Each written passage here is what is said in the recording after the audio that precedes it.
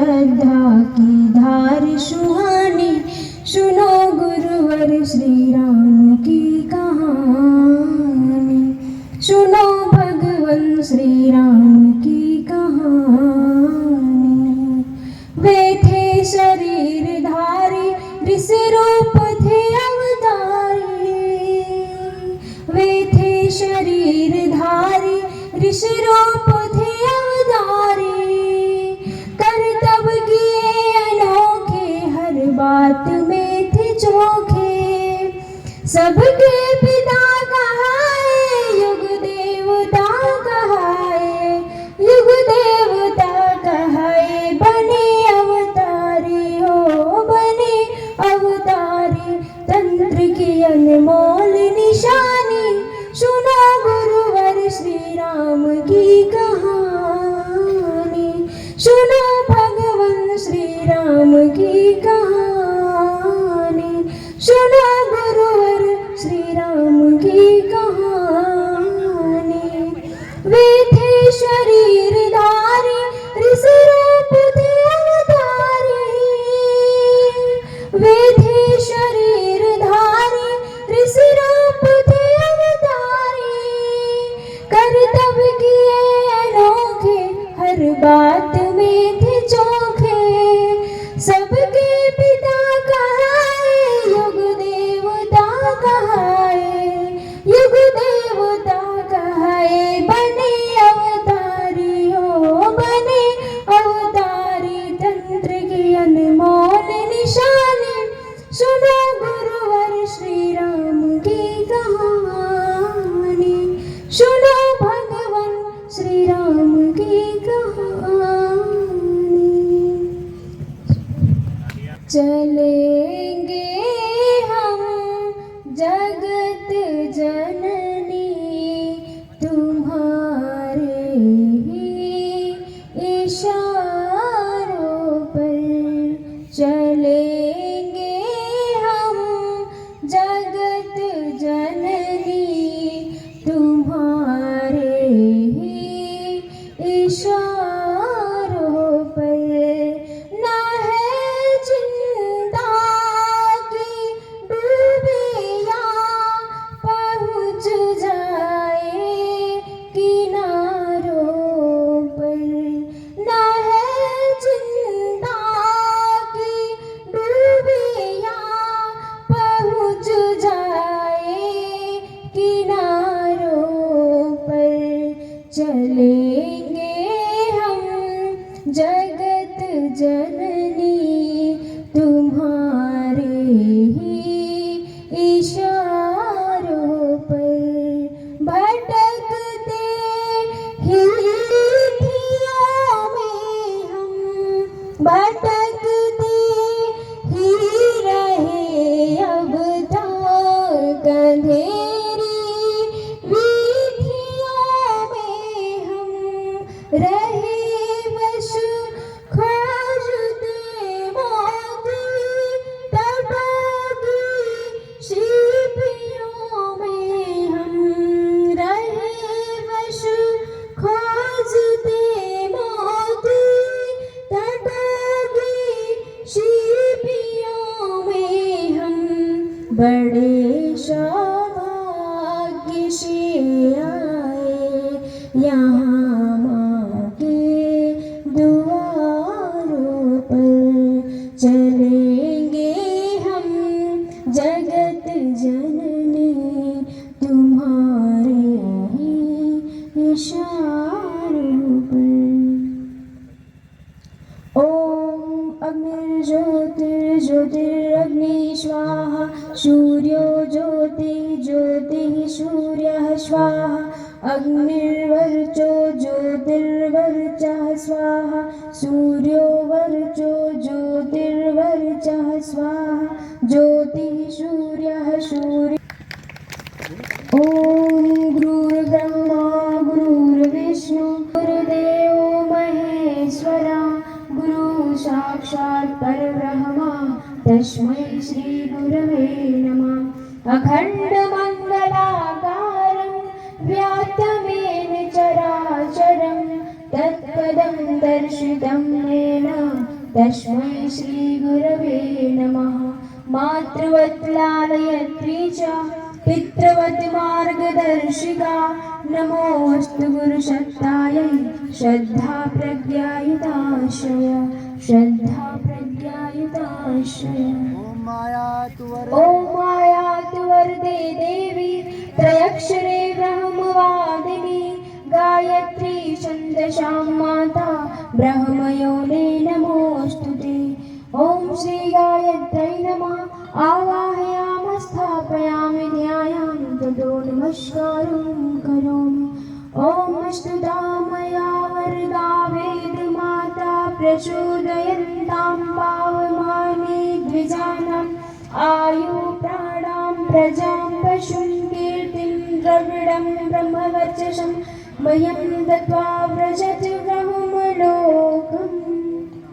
ॐ नमोऽस्तु अनन्ताय सहस्रमूर्ते सहस्रपादाक्षशिरोर्वहवे सहस्रनाम्ने पुरुषाय शाश्वते सहस्रकोटियुगधारिणे नमः सहस्रकोटियुगधारिणे नमः। परिचय करा दें आपका। सबसे पहले आदरणीय ब्रजेश बाबू जी मध्य प्रदेश से हैं और आप बिल्कुल जामवंत की भूमिका में हैं, जिन्होंने इन बच्चियों को बड़ा संबल दिया।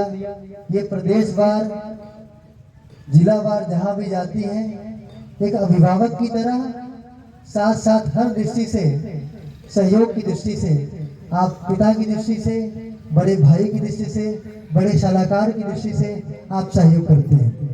दीदी से 2 मिनट वार्ता की मौका मिली थी आकाश भैया को, वो रिकॉर्डेड था जिसमें उन्होंने बात करी तो दीदी ने कहा आदरणीय ब्रजेश भैया ही पहले व्यक्तित्व रहे जो हमसे मिले तो हमको प्रेरणा आई कि गायत्री परिवार से जुड़ना चाहिए। तब जुड़ करके हमने अपने जीवन को धन्य बनाया। आप श्री जगराम बाबू जी हैं राष्ट्रीय स्तर के शांति कुंज के कार्यकर्ता। वैसे तो आवास आपका कप्तानगंज है, पर जो भी राष्ट्रीय स्तर का कार्य होता है, जहाँ कुछ असमंजस की घड़ी आती है, जहाँ कुछ तात्कालिक व्यवस्था करनी पड़ती है, वहाँ सबसे पहले आपको जिम्मेदारी देनी पड़ती है।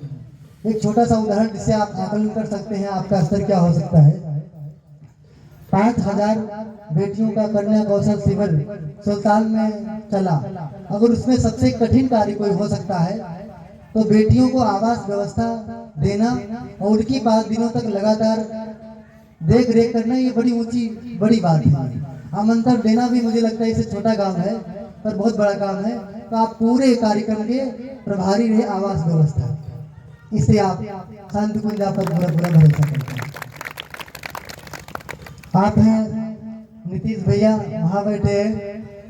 आप महाराजगंज जिले से हैं। आप जो है जिलावार कई जिलों में कार्यक्रम करते रहते हैं। कई कार्यक्रम एक दिन में निपटाते रहते हैं और जब भी आवश्यकता पड़ती है हमका भी भरपूर सहयोग करते हैं। कहते हैं जो साधनों की आवश्यकता पड़े, हमारी सशरीर आवश्यकता पड़े, एक ही बात पे हम आएंगे। दीदी का परिचय जगराम बाबू जी देंगे। मैं सार संक्षेप में इतना कहूँगा कि आप जैसी देवी हमारी धरती पर आई तो मुझे लगता है कि अब हमको मूर्तियों में, प्रतिमाओं में, प्रार्थनाओं में, वंदनाओं में, पूजा पाठ की सामग्रियों में और आहुति डालने की स्वाहा में ढूंढना नहीं है। ऐसा व्यक्तित्व है जो अपने में, जिनको आप देवी कह सकते हैं, वह पूरी कसौटी हम पूरे भाव की दृष्टि से, विवेक की दृष्टि से जब कसते हैं तो वह सारी आवश्यकता पूरी हो जाती है जो एक देवी के लिए आवश्यक है। इतना भर कहना चाहेंगे कि यह परशुरामपुरी की धरती धन्य हुई और हम सब आपका दर्शन और मार्गदर्शन पाकर धन्य होने जा रहे हैं। कल्पना करके देखिए, आप जिस क्षेत्र में जन्मी, आदिवासी क्षेत्र, जहां आपके गांव में 40% घर में शराबबंदी थी, हर मुख मांस खाने वाला था, आपके क्रांतिकारी आंदोलन ने बेटियों को इकट्ठा किया और उसके बाद में पूरे गांव का मांसाहार बंद करा दिया, गांव की शराब बंद करा दी। बाबूजी कहते हैं अगर अपने दादाजी, अपने परिवार वाले एक गुटखा पर फाड़ते हो तो आपकी पूरी उम्र गुजर जाएगी, गुटखा फाड़ना तक बंद नहीं करवा सकते। अमल तो बड़ी दूर की चीज है। पर ये 251 गाँव में आपने कन्याओं का गठन किया। आपके एक इशारे पर 24,000 कन्याएं ऐसे ही कार्यक्रम करने के लिए तैयार हो जाती हैं। ये अपने में बड़ी बात है। हम भी 12-20 कन्याओं को तैयार कर सके, 7 साल से संघर्ष कर रहे हैं और कन्या हमको मिल तो पा रही है, शायद हमने वो योग्यता नहीं है कि हमको सहेज पाए। तो मैं समझता हूँ कितना बड़ा हृदय, कितना बड़ा पुरुषार्थ, कितना बड़ा श्रम आपका है, कितना ऊंचा व्यक्तित्व आपका है। जीवन का बच्चे आज के डेट में लक्ष्य तलाश रहे हैं। क्या जीवन का लक्ष्य होना चाहिए? पैसे कमाना, ज्ञान प्राप्त करना, डिग्री धारण करना, पोस्टेड हो जाना, या फिर शादी विवाह करना, मकान बनाने, कुछ और करने का लक्ष्य तलाशते हैं। और सब कुछ पूरा होने के बाद भीतर खोखला सा बना रहता है, अंतर्द्वंद बना रहता है, असंतोष रहता है। अगर आपको जीवन का लक्ष्य देखना है तो दीदी से आप जानिए। अगर आपके आसपास लोग दारू शराब पीने वाले हो, मांस मदिरा खाने वाले हो, तो आपका मौलिक लक्ष्य तो यही है कि हाथ पांव जोड़ करके आंदोलन और क्रांति स्तर का काम कर करके पहले तो इन कुरीतियों से इनको मुक्ति दिलाइए और अपने को भी संतोष दिलाइए। कोरोना काल में जब हम सब घर में रो रहे थे, परेशान थे, दुख दर्द में थे, तब आपकी बहनों ने मिलकर के, टीम ने मिलकर के 3,000 घरों में दीपक कराया। आई हुई दक्षिणा जो थी वो थी 9 लाख। 9 लाख दक्षिणा को अगर कोई पा जाता तो मकान बनाता, हवेली खड़ी करता, फॉर्च्यूनर से चलता।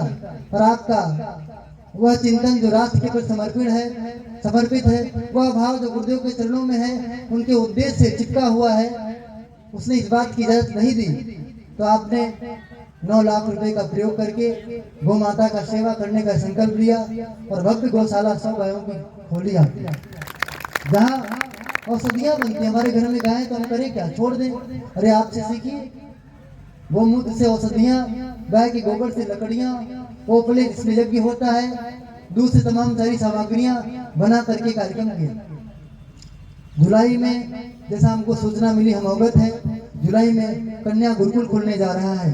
आदरणीय भैया डॉक्टर चिन्मय पंड्या जी शांति कुंज से आएंगे उद्घाटन करने के लिए। उसका कल्पना करके देखिए, आपके भीतर वो दर्द है कि जो शिक्षा पद्धतियां आजकल चल रही हैं, जो व्यक्ति को 2 चीजें गिफ्ट कर देती है, उसके साथ साथ तमाम जाला वाला दे देती है। वो 2 तो ये, पहला तो निकम्मापन। आदमी पढ़ लिख करके झाड़ू लगा नहीं सकता, दुकान कर नहीं सकता, खेती कर नहीं सकता, पत्तल उठा नहीं सकता, खाना परोस नहीं सकता, माँ बाप के चरण जो है छू नहीं सकता, पाँव दबा नहीं सकता, कहीं वो कुछ कर नहीं सकता। पहला दिया निकम्मापन। दूसरा अहंग दिया, हम पढ़े लिखे हैं तो हम ये काम नहीं कर सकते। इस 2 बातों ने शिक्षा को पूरी तरह से 2 कौड़ी का बना दिया। यही शिक्षा प्राप्त करके हम लोग अब नहीं जान पाते कि हमको क्या करना चाहिए। और आपने अपने एरिया में गुरुकुल डाला, जहाँ भारतीय विधा के हिसाब से, भारतीय संस्कृति के हिसाब से, देव संस्कृति विश्वविद्यालय, शांति कुंज गायत्री विद्यापीठ के हिसाब से उस पैटर्न पर आप शिक्षा देंगी। बातें तो बहुत करने को है, पर हम जिनको बुलाए हैं सीधे सीधे आदरणीय बाबू जी को, यदि मैं कुछ गलत बोलूं तो क्षमा करिएगा। हम तो आपको, मुझे लगता है कल शाम से मुलाकात किए तो तब भी मेरा हृदय कहता है कि आप जामवंत की भूमिका में है, जामवंत की भूमिका में है। नहीं तो शिव का अवतार लिए हनुमान जी भी मारे मारे फिरते हैं। जामवंत की बड़ी ऊंची भूमिका होती है। तो आपको ही सबसे पहले बुलाना चाहेंगे, निवेदन करेंगे कि आप हम सभी के भीतर प्राण भरने की कृपा करें। उसके बाद अब यथा उचित समझे वैसा कार्यक्रम को संचालित करें। आदरणीय बाबू जी जोरदार करके धूम से स्वागत करें। बोली भारत माता जी। अपने भाइयों का परिचय करा दो जो यहाँ पर काम कर रहे हैं। बहुत सुंदर बात है।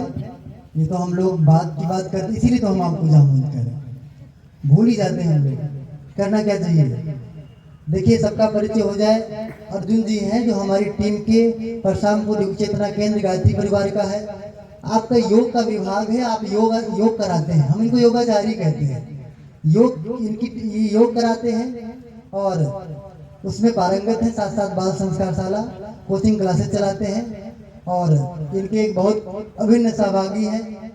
वो अभिन्नता इस बात से प्रकट होती है कि 2 दिन में इन दोनों में लड़ाई हो जाती है। गैर पैरों में कोई लड़ाई होती है क्या? नहीं होती है। पति पत्नी में लड़ाई झगड़ा होता है, पड़ोसी में थोड़े होता है। बहुत सघन। वहाँ में हर दूसरे दिन को बिठा करके हाथ पांव जोड़ के निवेदन करना पड़ता है कि जैसे थे फिर वैसे समझ जाओ। ये है अरुण जी हैं, कहीं हैं सामने? हाँ थोड़ा सामने आ जाओ। ये बड़े प्रखर संचालक भी हैं, उच्च स्तरीय वक्ता भी हैं। हमें लगता है कि हम उनके आगे बहुत फीके पड़ जाते हैं जब वक्तव्य की बात चलती है तो। और ये राइटिंग भी करते हैं, कविता वगैरह लिखने में बहुत अच्छे हैं। और इनका व्यक्तित्व इस कदर का है कि एक बार गए थे ये दवा लाने के लिए हॉस्पिटल में, देखा कोई व्यक्ति का एक्सीडेंट हो गया है, उसका पैर टूट गया, कोई है ये नहीं। शक्तिपीठ से गए थे काम करने के लिए, तो शक्तिपीठ वाला काम भूल गए, उसको गोदी में उठाए, हाँफते ढापते अस्पताल ले गए, पूरा परिचय लिखवाया।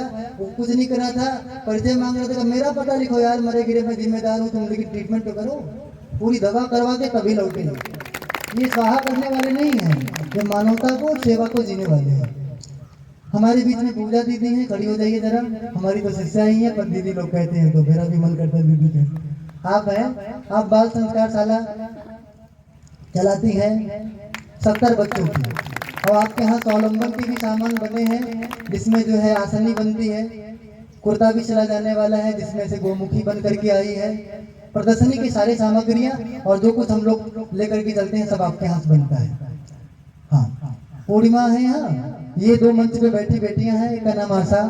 हमारे यहाँ जो भी हमारे यहाँ कर्मकांड का कार्य चलता है, सांस्कृतिक कार्यक्रम चलते हैं, मंत्रोच्चार का कार्य चलता है, सबकी लीडर ये हैं। इनके अंडर में सारे कार्य होते हैं और गुरु की कृपा से, भगवान की कृपा से इनकी ध्वनि इतनी मधुर है कि लोग इनका गीत सुनते सुनते अपने को भूल जाते हैं। आखिर जीवन का अंतिम उद्देश्य भी तो यही है, हम अपने को भूल जाए, परमात्मा से मिल जाए।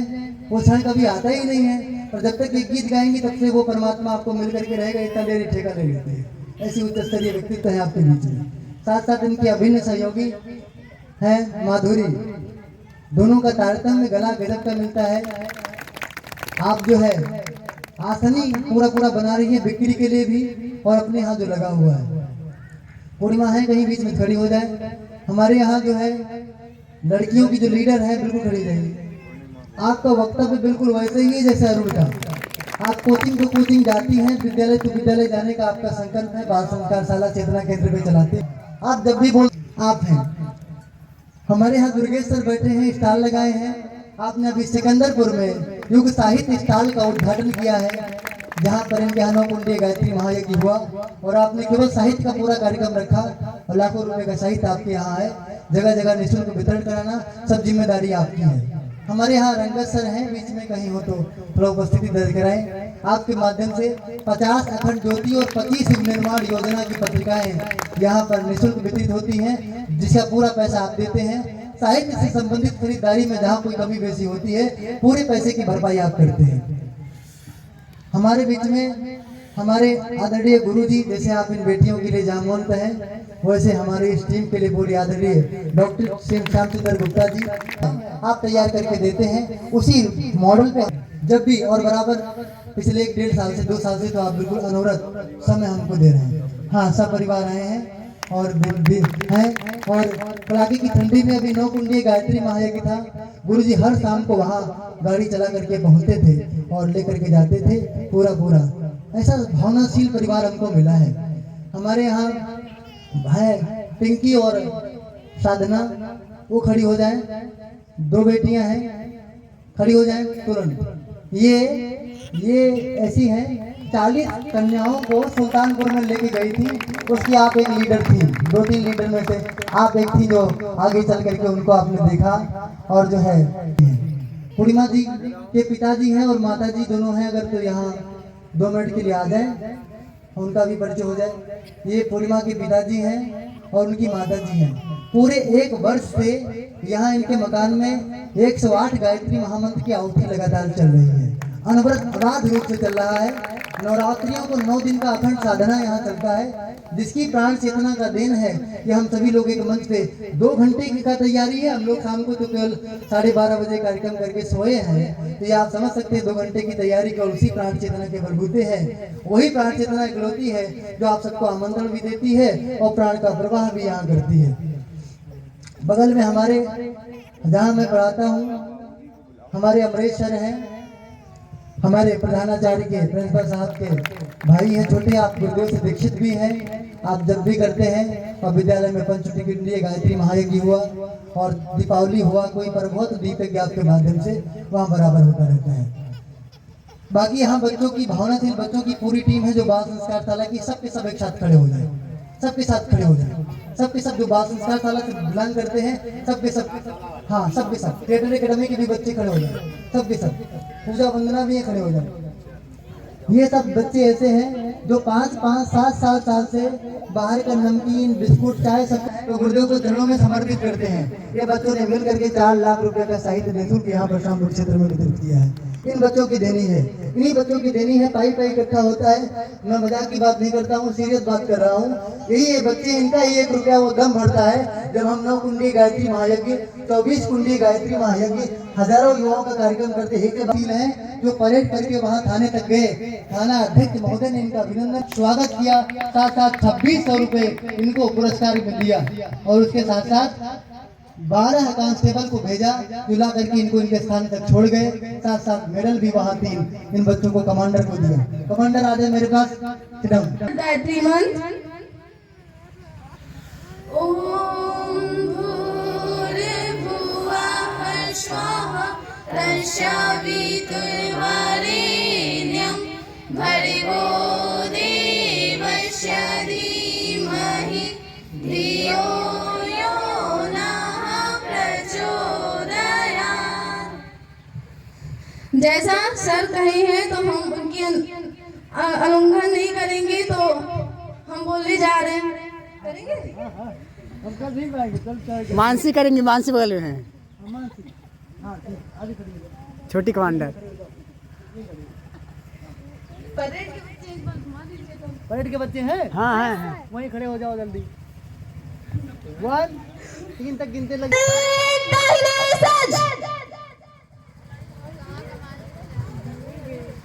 कमांडर आप आगे आ जाओ। परेड विश्राम, परेड सावधान, परेड दाहिने सज।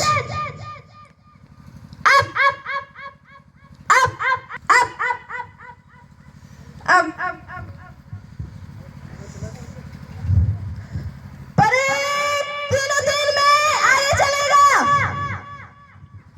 बाएं मुड़। परेड तीनों दिन में आगे चलेगा। बाएं मुड़। कमांडर आप आगे जाओ।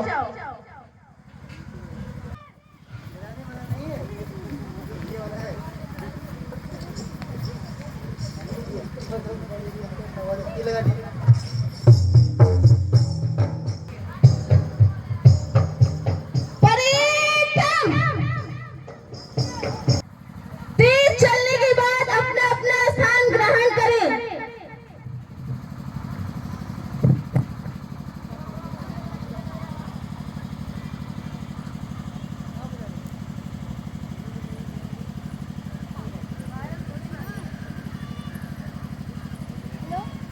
बोले भारत माता की। बिना सिंपल मैनर एकदम फास्ट। सीधे चले आओ बेटा, छोड़ दो, रहने दो, आ जाओ। सरकार जो चाहिए वो। बोले भारत माता की। आप लोग अभी बहुत बुलंदी से बोल रहे थे, ऐसा कुछ बोलिए कि आसपास से गांव हिल जाए। भारत माता की, भारत माता की। हम तो गदगद हैं आप सबकी इस व्यवस्था को देख करके। इस कड़कती ठंड में भी देवा जी के आग्रह पर आप लोग इतनी संख्या में यहाँ आ गए हैं। हम पहले नहीं आ पाए यहाँ, आप लोग पहले आकर के अपना आसन लगा करके बैठे थे। इसके लिए फिर शब्दों में आपका धन्यवाद करें। बहुत बहुत धन्यवाद। गुरुदेव की कृपा, गुरुदेव का अनुग्रह, अनुदान वरदान आप सब बरसता रहे, यही प्रार्थना कर सकते हैं। मुझे ज़्यादा कुछ नहीं कहना है, समय की सीमा में ही आज कार्यक्रम होना है। क्योंकि मौसम ठंड का भी है और दिन भर में 3 कार्यक्रम लगे हुए हैं। अभी 1 हुआ है, 1 हो रहा है, 2 बाकी। तो इसलिए बस इतना कि जो देवियाँ आई हुई हैं, जो मंचस्थ हैं, जो आप सब सामने हैं, आगे कुछ विशिष्ट देवियाँ हैं, और यहाँ के लोगों का जिस तरह से सहयोग और गुरु जी के प्रति गायत्री परिवार का जो समर्पण है उसके लिए मैं गायत्री परिवार की ओर से आप सबका खूब खूब साधुवाद धन्यवाद करता हूँ। बस ज्यादा समय ना लेकर के बस इतना ही कहूँगा कि समय को साधते हुए और दो बड़े महत्वपूर्ण लेक्चर होने हैं हमारे जो है तन्नू बिटिया का और पूर्णिमा बिटिया का। हम ब्रजेश भैया से भी कहेंगे कि दो शब्दों में जो आपको कहना हो कहा करके और मुख्य लेक्चर की ओर चले, ज्यादा बढ़िया होगा। बहुत बहुत धन्यवाद ब्रजेश भैया।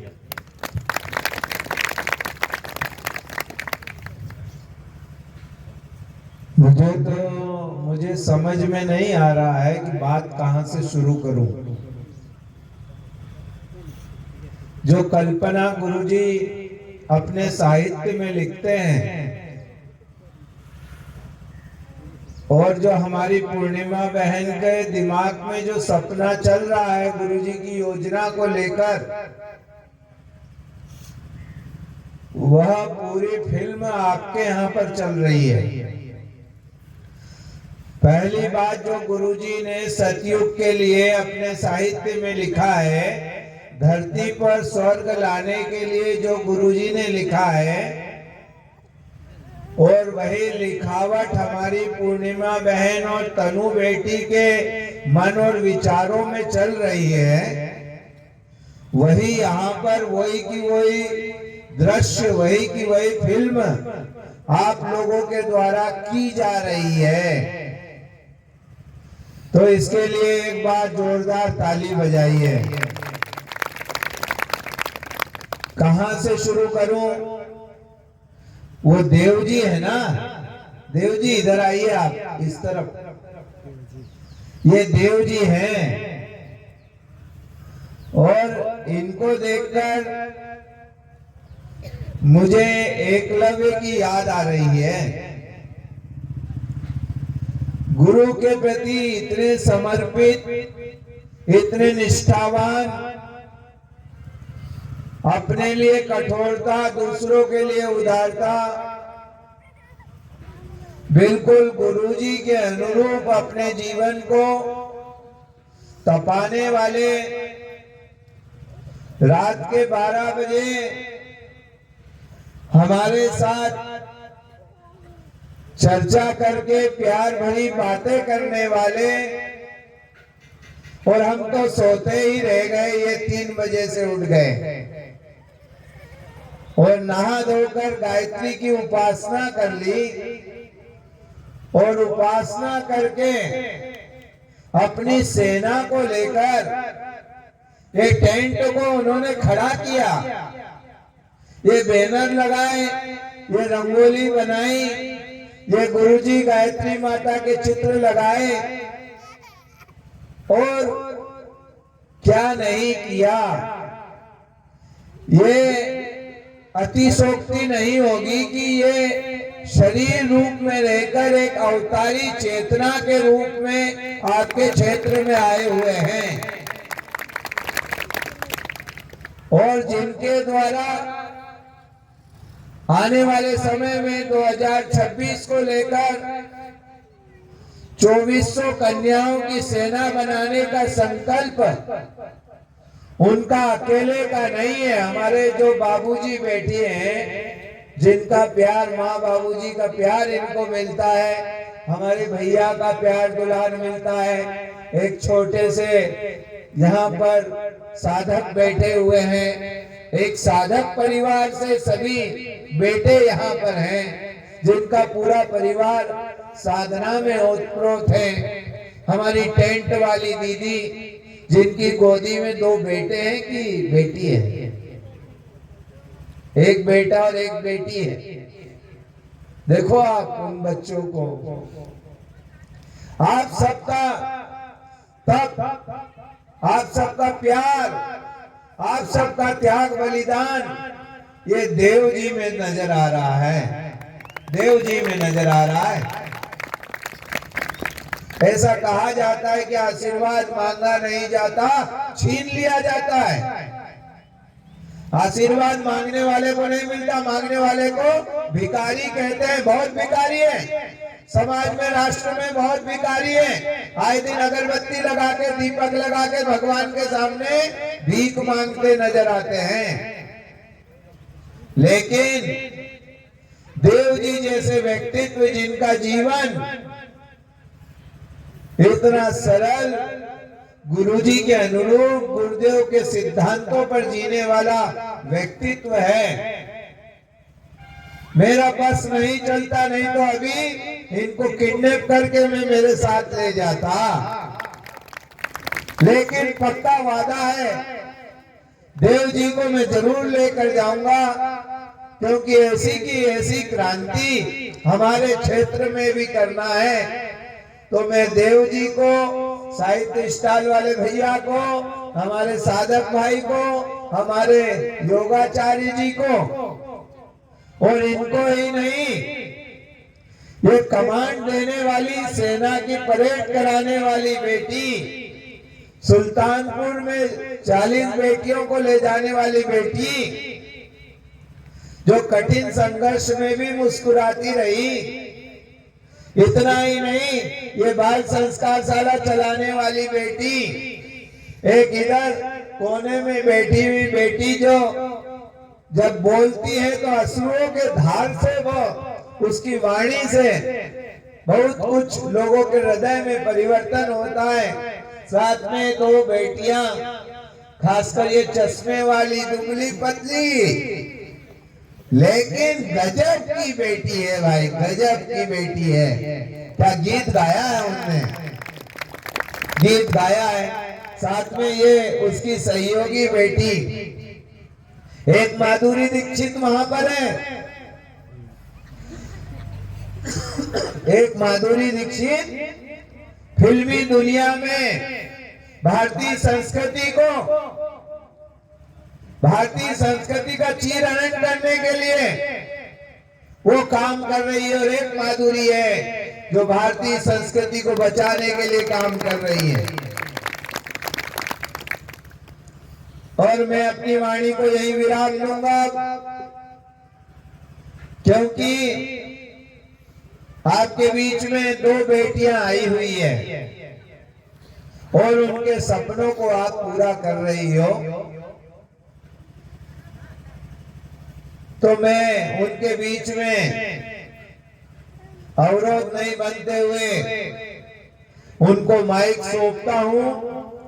लेकिन आज इस क्षेत्र पर लाने वाले हमारे आदरणीय जगराम भैया का धन्यवाद देता हूं, हमारे हनुमान जी का धन्यवाद देता हूं, कोटि कोटि उनके चरणों में नमन वंदन करता हूं।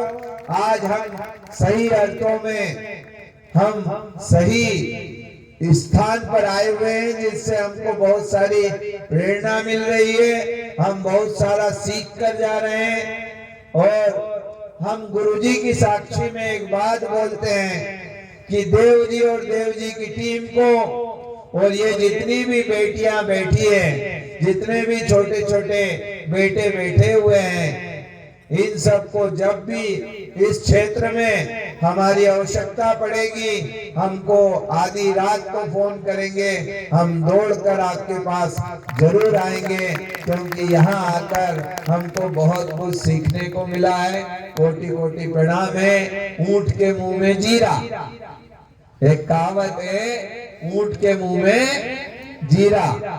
तो आप ऊंट हैं और हम जीरे के बराबर हैं। आज हमको हमारा आईना, हमारी औकात गुरुजी ने दिखाया है, और हम यहाँ से बहुत कुछ सीख कर जाएंगे। आप सबका बहुत बहुत धन्यवाद है। जोरदार तालियों से बेटियों का स्वागत, अभिनंदन करें। ये बेटी है तनु बेटी, ये है तनु बेटी, और ये है पूर्णिमा बेटी।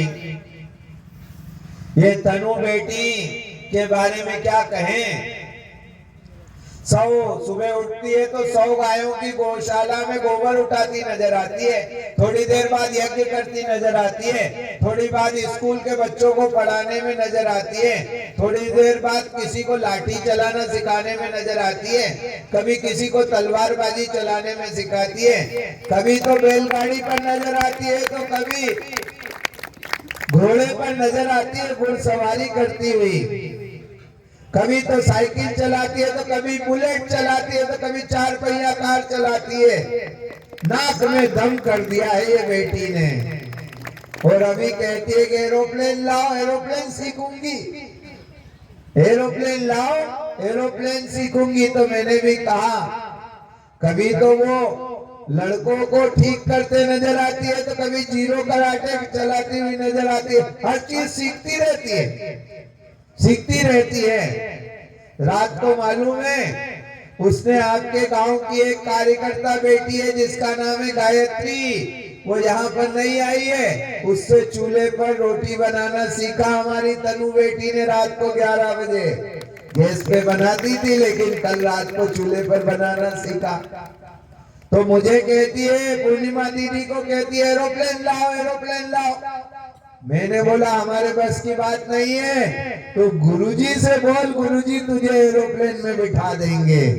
तो ऐसी हमारी तनु बेटी है। पूर्णिमा बहन के बारे में कुछ नहीं कहूंगा, लेकिन मीरा, सबरी, अरुणी ऐसा निर्मल हृदय, करुणा से भरा हुआ, सहिष्णुता से भरा हुआ, अपने लिए कठोरता, गुरुजी की पतन पीड़ा निवारण के मिशन को अपने हृदय में बसाकर गुरुजी की पीड़ा लेकर और माताजी का प्यार दुलार लेकर लाखों करोड़ों बेटियों की हिम्मत बढ़ाने वाली पूर्णिमा बेटी। बस इतना ही परिचय मैं दूंगा और आगे की बात पूर्णिमा बहन से निवेदन करूंगा कि वे तनु बेटी को आगे के क्रम के लिए प्रोत्साहित करके आगे बढ़ाए। अब तनु बेटी 2 शब्द आपके सामने खुलकर बोलेगी, 2 शब्द नहीं, उसका जितना मन होगा उतनी बात आपको बताएगी। मेरे साथ एक छोटे से आदित्य भैया आए हुए हैं, खड़े हो जाओ आदित्य भैया। ये हमारे दोस्त हैं, जोरदार तालियों से इनका स्वागत हो। ये गुरुजी के लिए इन्होंने अपना जीवन समर्पित किया है ना। बोले भारत माता की वंदे इंकलाब।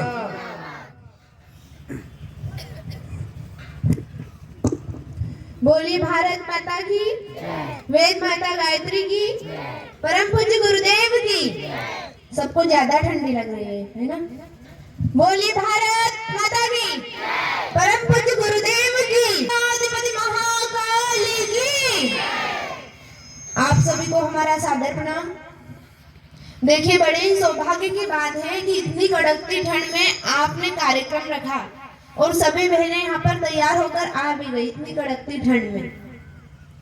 तो हमारे जीवन में भी ऐसे ही संघर्ष तो आते हैं, मुश्किलें भी आती है, परेशानियां भी आती है। जैसे ठंडी आई तो हमें परेशानियों का सामना करना आना चाहिए, हमें संघर्षों का सामना करना आना चाहिए। हमें मनुष्य जन्म मिला है और मनुष्य जन्म में अगर संघर्ष, परेशानियां, मुश्किलें नहीं आएगी तो जिंदगी जीने का मजा नहीं आता है। अगर जिंदगी में मुश्किलें नहीं रहती है तो हमारी जिंदगी किसी काम की नहीं रहती है और उन मुश्किलों से हमें सीखना चाहिए। हर जगह का, हर स्थान का अलग अलग अनुभव होता है और हर दिन का अलग अलग अनुभव होता है। एक महान विचारक ने एक विचार दिया है कि every day is start with expectations and and with experiences.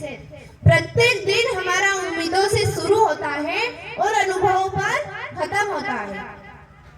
तो हमें हर दिन कुछ न कुछ सिखाता रहता है और हमें हर दिन से कुछ न कुछ प्रेरणा लेना चाहिए और कुछ न कुछ सीखना चाहिए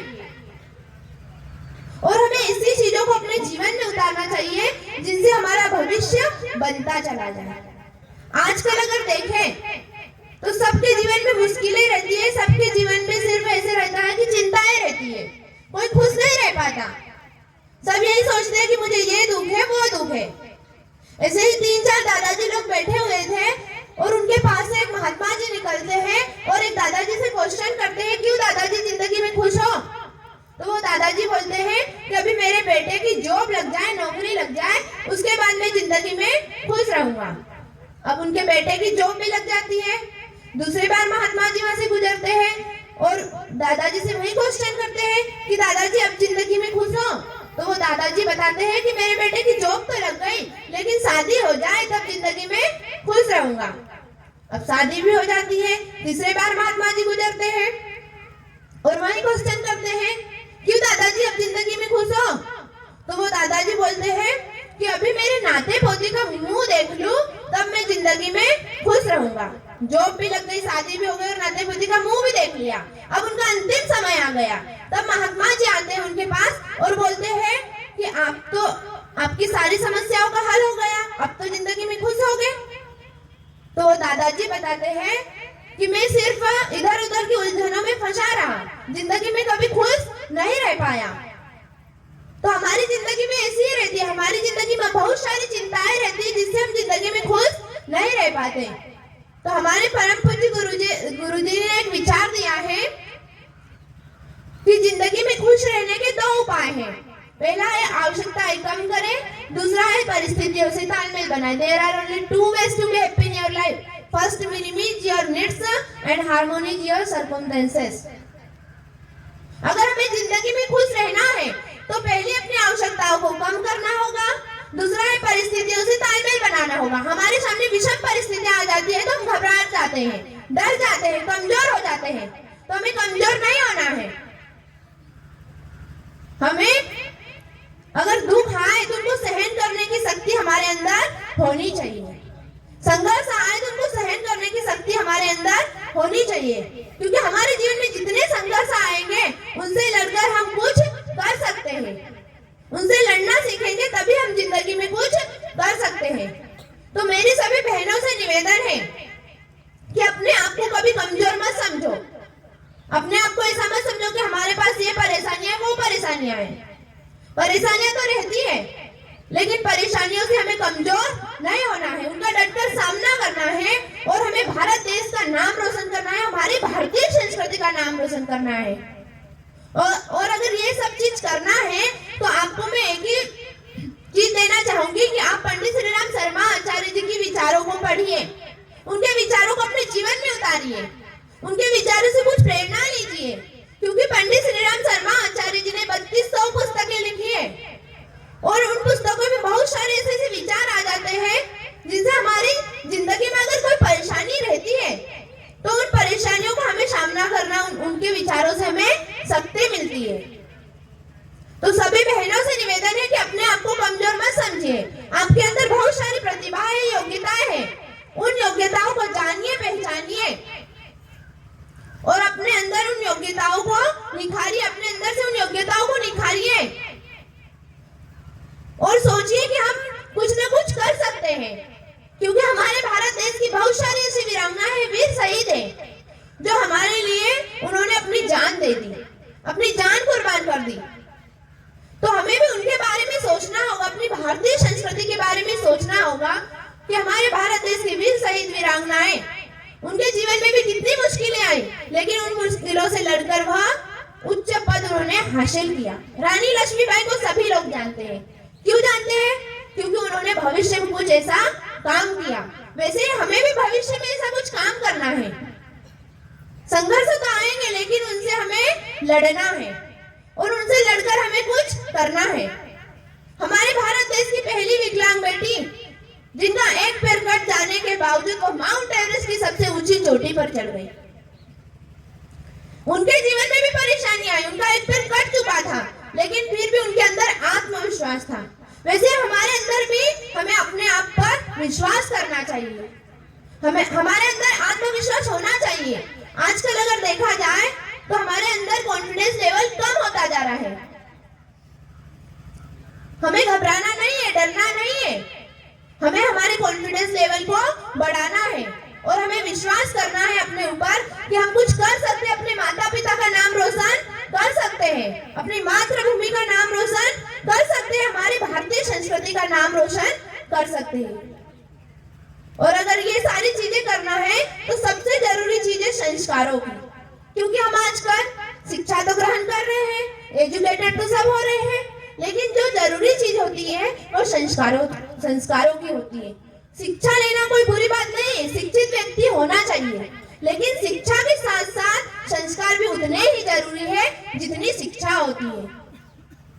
तो अगर हम पढ़ लिख रहे हैं तो पढ़ने लिखने के साथ साथ हमें संस्कारों का भी पूर्ण पालन करना चाहिए और हमें समय का सदुपयोग करना चाहिए। हमारा समय बहुत कीमती होता है, लेकिन हम उसे पहचान नहीं पाते हैं। जब समय चला जाता है उसके बाद हमें अकल आती है कि हमें क्या करना था और हमारे द्वारा क्या हो गया है।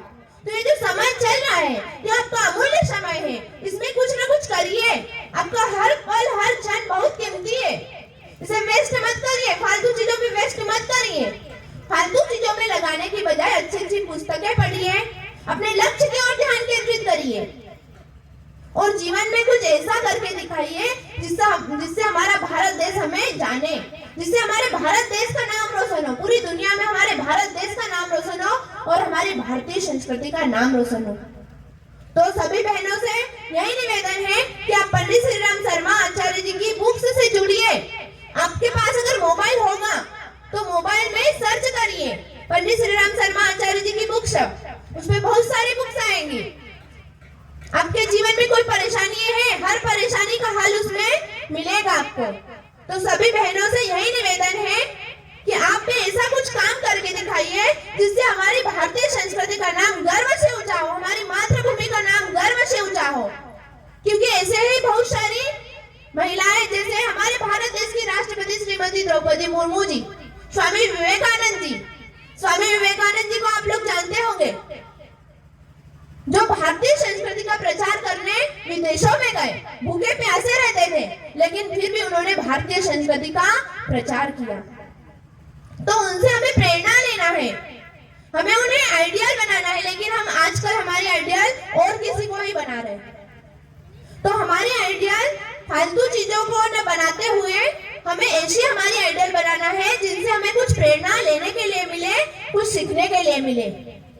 और सभी माताओं से निवेदन है कि अपने छोटे छोटे बच्चों को मोबाइल से दूर करवाइए, उन्हें संस्कार दीजिए, क्योंकि आजकल 1-2 साल का बच्चा भी मोबाइल चलाना शुरू कर देता है। तो उन्हें मोबाइल से जितना हो सके दूर करवाइए और उन्हें ऐसी चीजों से जुड़वाइए, उन्हें ऐसे संस्कार डालिए, क्योंकि आप अगर आम का पेड़ बोओगे तो आपको आम मिलेंगे, और आप अगर बबूल का पेड़ बो दोगे और सोचोगे कि हमें आम मिल जाए तो वो संभव नहीं हो सकता। तो आप अपने बच्चों को जैसे भी संस्कार देंगे वैसे ही वे जीवन में फलीभूत होंगे। तो मेरा सभी बहनों से भी यही निवेदन है कि अपने आप पर विश्वास करिए। एक पंडित श्री राम शर्मा आचार्य जी को मुझे एक विचार और याद आ गया, वो क्या है कि अपना मूल्य समझो और विश्वास करो कि तुम संसार के सबसे महत्वपूर्ण व्यक्ति हो। हमें अपने आप का मूल्य समझना होगा, अपने आप पर विश्वास करना होगा कि हाँ, हम इस देश की बहुत बड़ी शक्ति है। एक बेटी के अंदर 9 देवियों का स्वरूप होता है, उन 9 देवियों के स्वरूप को हमें जगाने की आवश्यकता है, अपने आप को जागरूक बनाने की आवश्यकता है। आज की इस चकाचौंध में हम फंसे हुए हैं, इनसे हमें बाहर निकलना है और हमें एक जागरूक बेटी बनना है, और जिससे हम दूसरी बेटियों को भी प्रेरणा दे सके, जिससे हमारी भारतीय संस्कृति का नाम रोशन हो सके और हमारे भारत देश का नाम रोशन हो सके। तो सभी बहनों से मेरा यही निवेदन है, सभी माताओं से भी यही निवेदन है कि अपने बच्चों को संस्कार दीजिए। बोलिए भारत माता की।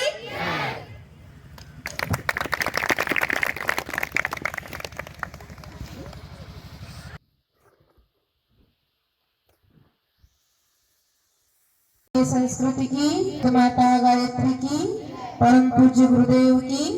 आइए कमर गर्दन सीधी करेंगे, गायत्री महामंत्र एक साथ एक स्वर में बोलेंगे और हम सभी भाव करेंगे कि हम सबके अंदर सद्बुद्धि का संचार हो, हम सभी प्रकाश की ओर चले, हम सभी प्रकाशवान बने और हम सभी के अंदर सद्ज्ञान, सद्बुद्धि, सद्विचार, सद्भावनाएं जागृत हो। तो यही भाव करते हुए माँ गायत्री का ध्यान करें। गायत्री मंत्र। ओम भूर्भुवः स्वाहा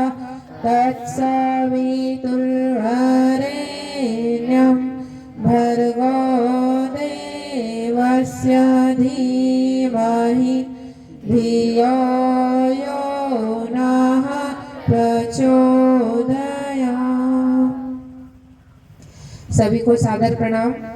बहुत सौभाग्य की बात है कि आपके यहाँ पर आने वाले समय में 24 कुंडी गायत्री यज्ञ होगा और उसी का भूमि पूजन भी है आज। और इतनी सारी बेटियां और हम यहाँ पर आए तो मन में ऐसा लगा कि कुछ नहीं बोले, बस शांत रहकर देखे। तो देखकर ये इतनी शक्ति मिल चुकी है आप सबको कि हमको कुछ कहने की आवश्यकता नहीं है। आप सभी लोग बहुत अच्छा काम कर रहे हो। हमारे भैया की जो पूरी टीम, और उन्होंने ये ऐसी टीम खड़ी करी है, युवाओं की टीम, क्योंकि आने वाला भविष्य युवाओं के हाथ में है, बहनों के हाथ में, भाइयों के हाथ में है। और उसी टीम को खड़ा करके आज सही स्वरूप में गुरुदेव के जो संकल्प थे, उनके सपने थे, उनको साकार करने वाले कार्य भैया के माध्यम से और आप सबके माध्यम से किए जा रहे हैं। तो आप सभी भगवान से और देवी देवताओं से कम नहीं है, क्योंकि जो परमार्थ का काम करता है, जो भगवान का काम करता है, वो भगवान के बराबर होता है।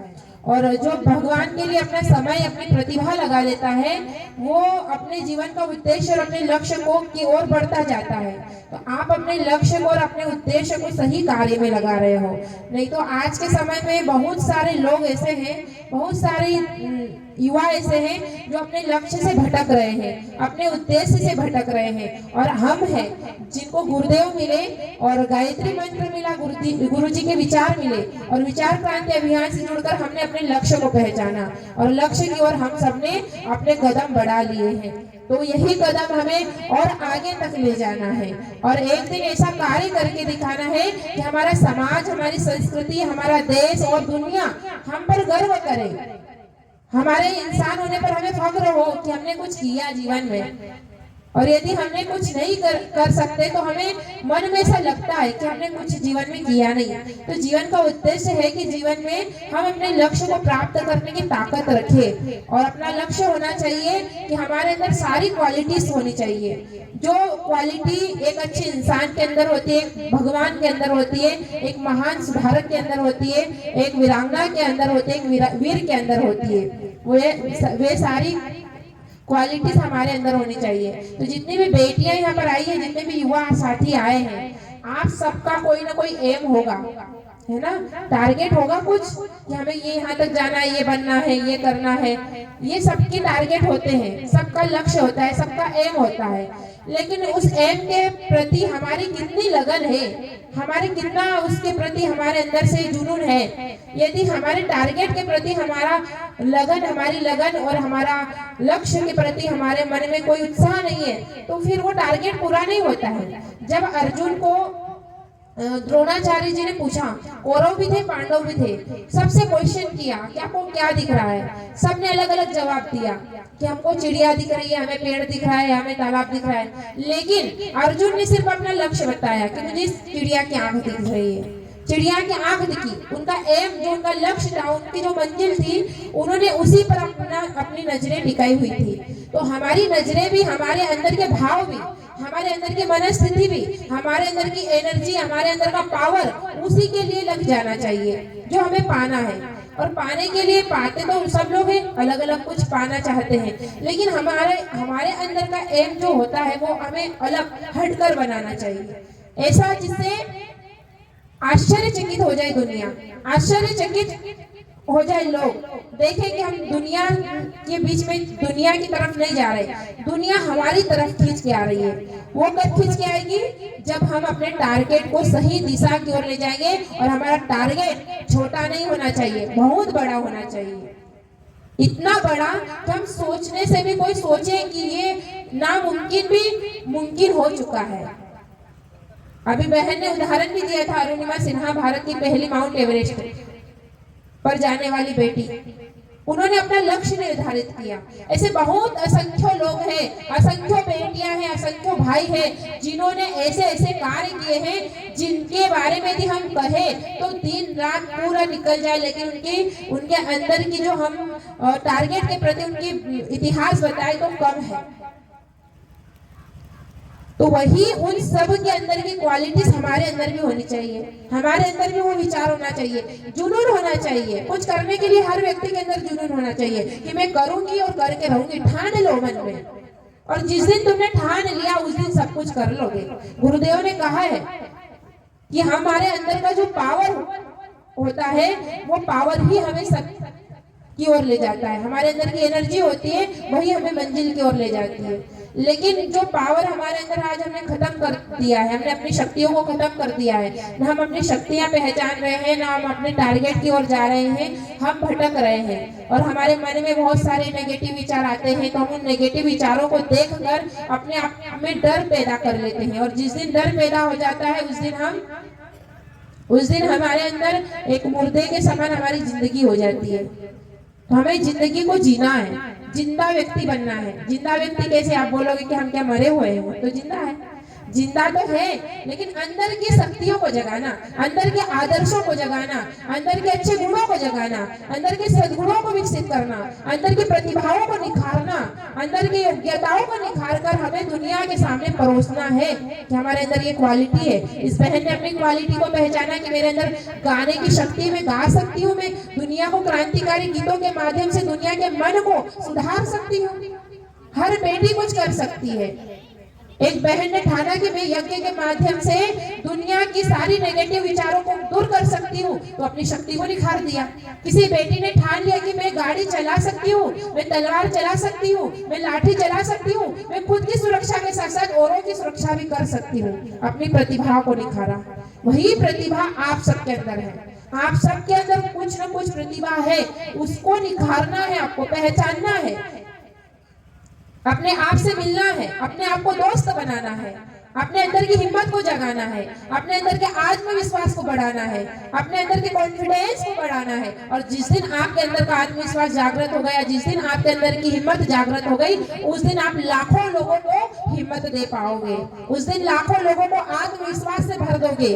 आप लाखों लोगों की लिए मॉडल बन जाओगे और लोग आपकी तरफ खींचे चले आएंगे। जैसे गायत्री माता की तरफ हम खींचे चले आते हैं, गुरु जी की तरफ हम खींचे चले आते हैं। क्यों? क्योंकि गुरु जी के अंदर ताकत है, गुरु जी के अंदर हिम्मत है, गुरु जी के अंदर पावर है, गुरु जी के अंदर प्रकाश है। और प्रकाश पुंज की तरफ सारा अंधकार खत्म हो जाता है। फिर प्रकाश को प्रकाश ही प्रकाश बिखेर देता है। उसी प्रकार हम सबको भी अपने अंदर के प्रकाश को बिखेरना है दुनिया में।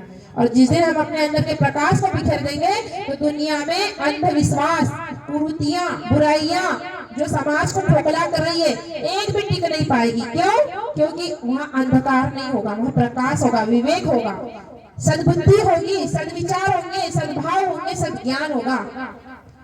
तो उसी को बनाने के लिए, उसी को बिखेरने के लिए, उसी को का प्रचार प्रसार करने के लिए और उसी को जन जन तक ले जाने के लिए परम पूज्य गुरुदेव ने हमें एक ही चीज बताई है और एक ही बात बताई है कि अपना सुधार संसार की सबसे बड़ी सेवा है। सबसे पहले हमें स्वयं को बदलना पड़ेगा और स्वयं के अंदर की नेगेटिव बातों को निकाल कर हमें एक स्वयं सेवक बनकर जन जन तक, हर भारत के कोने कोने तक जाकर, हर व्यक्ति की झोपड़ी झोपड़ी में जाकर, हर युवा के पास जाकर, हर बेटी के पास जाकर, चाहे वो बेटी कलेक्टर हो, चाहे वो बेटी एसडीएम हो, वो चाहे बेटी ठेले पर सब्जी बेचने वाली बेटी हो, चाहे वो बेटी मजदूरी करने वाली बेटी हो, चाहे वो स्कूल जाने वाली बेटी हो, चाहे वो खाना बनाने वाली बेटी हो, हर बेटी के पास हमें क्रांतिकारी विचारों को लेकर जाना पड़ेगा।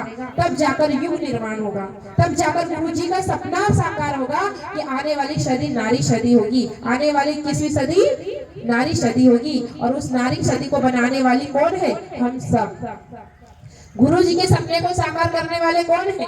हम सब। तो आज हमारी भारतीय संस्कृति को हमारी आवश्यकता है, हमारे भारत देश को हमारी आवश्यकता है, हमारे गुरुदेव को हमारी आवश्यकता है। गुरु जी के विचारों को फैलाने के लिए हमें श्रवण कुमार बनकर जाना पड़ेगा।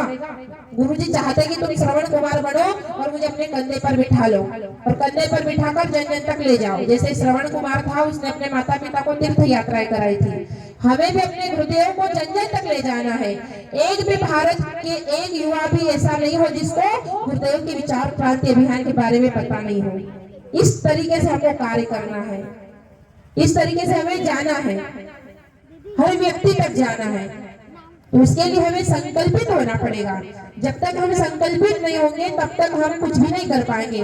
जब तक मन में से संकल्प नहीं उभरेंगे, यहाँ से तो बहुत सारे लोग हमें संकल्प कराते कि बेटा ऐसा करना, बेटा थाली में झूठा नहीं छोड़ना, बेटा जन्मदिन के दिन पेड़ पौधे लगाना, बेटा आप प्लास्टिक का उपयोग मत करो, बेटा आप फटे टूटे कपड़े मत पहनो, भारतीय संस्कृति के से जुड़ो। बहुत सारे संकल्प लोग हमें बताते हैं और हमारे गायत्री परिजन हमें करवाते हैं, लेकिन हम सुनते हैं, देखते हैं, सुनते चले जाते हैं, कोशिश मन में आता है करेंगे लेकिन नहीं कर पाते हैं। क्यों? क्योंकि वो किसी और ने संकल्प दिलाया, मन में आया नहीं, सिर्फ सुनने तक हमने सुना, मात्र सुनने तक रखा। लेकिन जिस दिन अपने उस संकल्प को अपने हृदय तक ले गए, अपने मन की तरंगों तक ले गए, उस दिन वो संकल्प अपने आप से निकल के आएगा, वो संकल्प अपने मन से निकल कर आएगा। और जिस दिन आपके अंदर से, आपके हृदय से वो संकल्प आएगा, उस दिन आप सोच लोगे कि मुझे ये करना है, मैं कम से कम 5000 पेड़ लगाऊंगी। ये संकल्प यदि आपने ले लिया और उसके प्रति आपने निष्ठा और परिश्रम से वो कार्य किया, तो एक दिन आप 5000 नहीं 5 लाख पेड़ लगा सकती हो, जब आपके अंदर का संकल्प जागृत होगा। आप सोच लो कि मैं 24 बेटियां नहीं, मैं 24,000 बेटियों को गायत्री परिवार से जोड़ूंगी और उसके लिए कोशिश करूंगी। और जिस दिन से आपने संकल्प ले लिया और गुरु जी के सामने संकल्प लेकर आपने गायत्री उपासना शुरू कर दी, उस दिन वो संकल्प 24,000 की जगह 24 लाख तक चला जाएगा। इसीलिए अपने संकल्पों को पूरा कीजिए, आपके अंदर से संकल्प होना चाहिए। और इतना बड़ा संकल्प दीदी हम तो नहीं ले सकते हैं, मन में आता होगा इतना बड़ा संकल्प, हम तो पड़ोस की बहन को नहीं जोड़ पाते हैं, लड़कियां कैसे जुड़ेगी, हम कैसे करेंगे, पेड़ पौधे लगाएंगे। बहुत सारे मन में विचार आते हैं कि बोलना बहुत आसान होता है लेकिन करना बहुत मुश्किल होता है। लेकिन बोलना सिर्फ मुंह से, इस मुंह से नहीं बोलना, अंदर के हृदय से बोलकर यदि हम कुछ कार्य करते हैं तो वो पूरा होता है। इसलिए यहाँ जितनी भी बहनें आई हुई है, बेटियां आई हुई है, माताएं आई हुई है, भाई आए हुए हैं, सब एक एक संकल्प लेंगे। और इस क्षेत्र में जो युवा पीढ़ी काम कर रही है, उस युवा पीढ़ी को एक संकल्प लेकर, एक संगठन बनाकर इतना बड़ा संकल्प लेना है कि माता जी की जन्म शताब्दी पर्व तक हम यहाँ से कम हमारे भैया ने कहा 2400 कन्याएं, हमने कहा 2400 कन्याएं, कम से कम 2400 बेटियां क्रांतिकारी भारतीय संस्कृति वेशभूषा धारण करी हुई और गुरुजी के विचारों से जुड़ी हुई 2400 बेटियों का एक लक्ष्य संकल्प माता जी की जन्म शताब्दी पर्व तक पूरा होना चाहिए, जिसमें पूरे जिले से बेटियां तैयार होगी, है ना।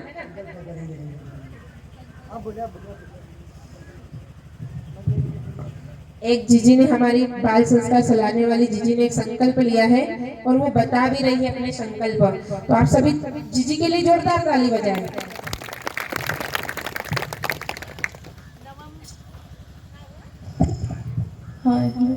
हाँ, नवंबर 2024 तक 5000 कन्याओं को पीला कपड़ा गायत्री चादर देकर हम लोग अपना कार्य करेंगे। ये मैं संकल्प यहाँ से ले रही हूँ, जैसा दीदी ने कहा। जोरदार ताली बजाकर स्वागत करें। ये संकल्प जो आज उभरा है ना, इसे पूरा करना है। और ये संकल्प साधारण नहीं है। क्यों?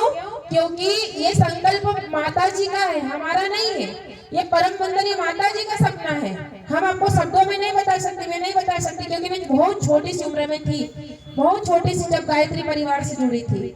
और गायत्री परिवार से जुड़ी थी तो मुझे कुछ जानकारी नहीं थी, ना किसी के बारे में कुछ पता था। मैं माता जी, गुरु जी, माता जी को भी नहीं जानती थी। मैं कहती थी दादा दादी जी है, और पता नहीं था। लेकिन जुड़ी, और जिस दिन से जुड़ी उस दिन से कभी गुरुजी आंखों से ओझल नहीं हुए, कभी ऐसा महसूस नहीं किया कि गुरुजी हमारे साथ नहीं है, गुरुजी का काम नहीं किया। अंदर से ऐसा लगता है कि गुरुजी करा रहे हैं। गुरुजी हर पल है, हर वक्त महसूस होते हैं। सब कहते हैं कि गुरुजी स्कूल में हमने देखा नहीं, हमने नहीं देखा। सब बोलते हैं कि हमने देखा, लेकिन हम गुरुजी से कहते हैं कि हमने आपको स्कूल में नहीं देखा। लेकिन गुरुजी से इतना प्यार कर लिया, गुरुजी से इतना प्यार हो गया कि अब मन में लगता है कि अब कोई चीज पाने की आवश्यकता नहीं है। किसी चीज की इच्छा नहीं होती, ना खाने की इच्छा होती है, ना किसी चीज को पाने की इच्छा होती है, ना कहीं जाने की, ना घूमने की, ना फिरने की इच्छा होती है। बस एक ही इच्छा होती है कि बस गुरुजी का काम करे, गुरुजी के कार्य को आगे बढ़ाए। और जिस दिन गुरुजी काम नहीं मिले उस दिन हम भी खत्म हो जाए, क्योंकि गुरुजी का काम नहीं होगा तो हमारी आवश्यकता क्या है।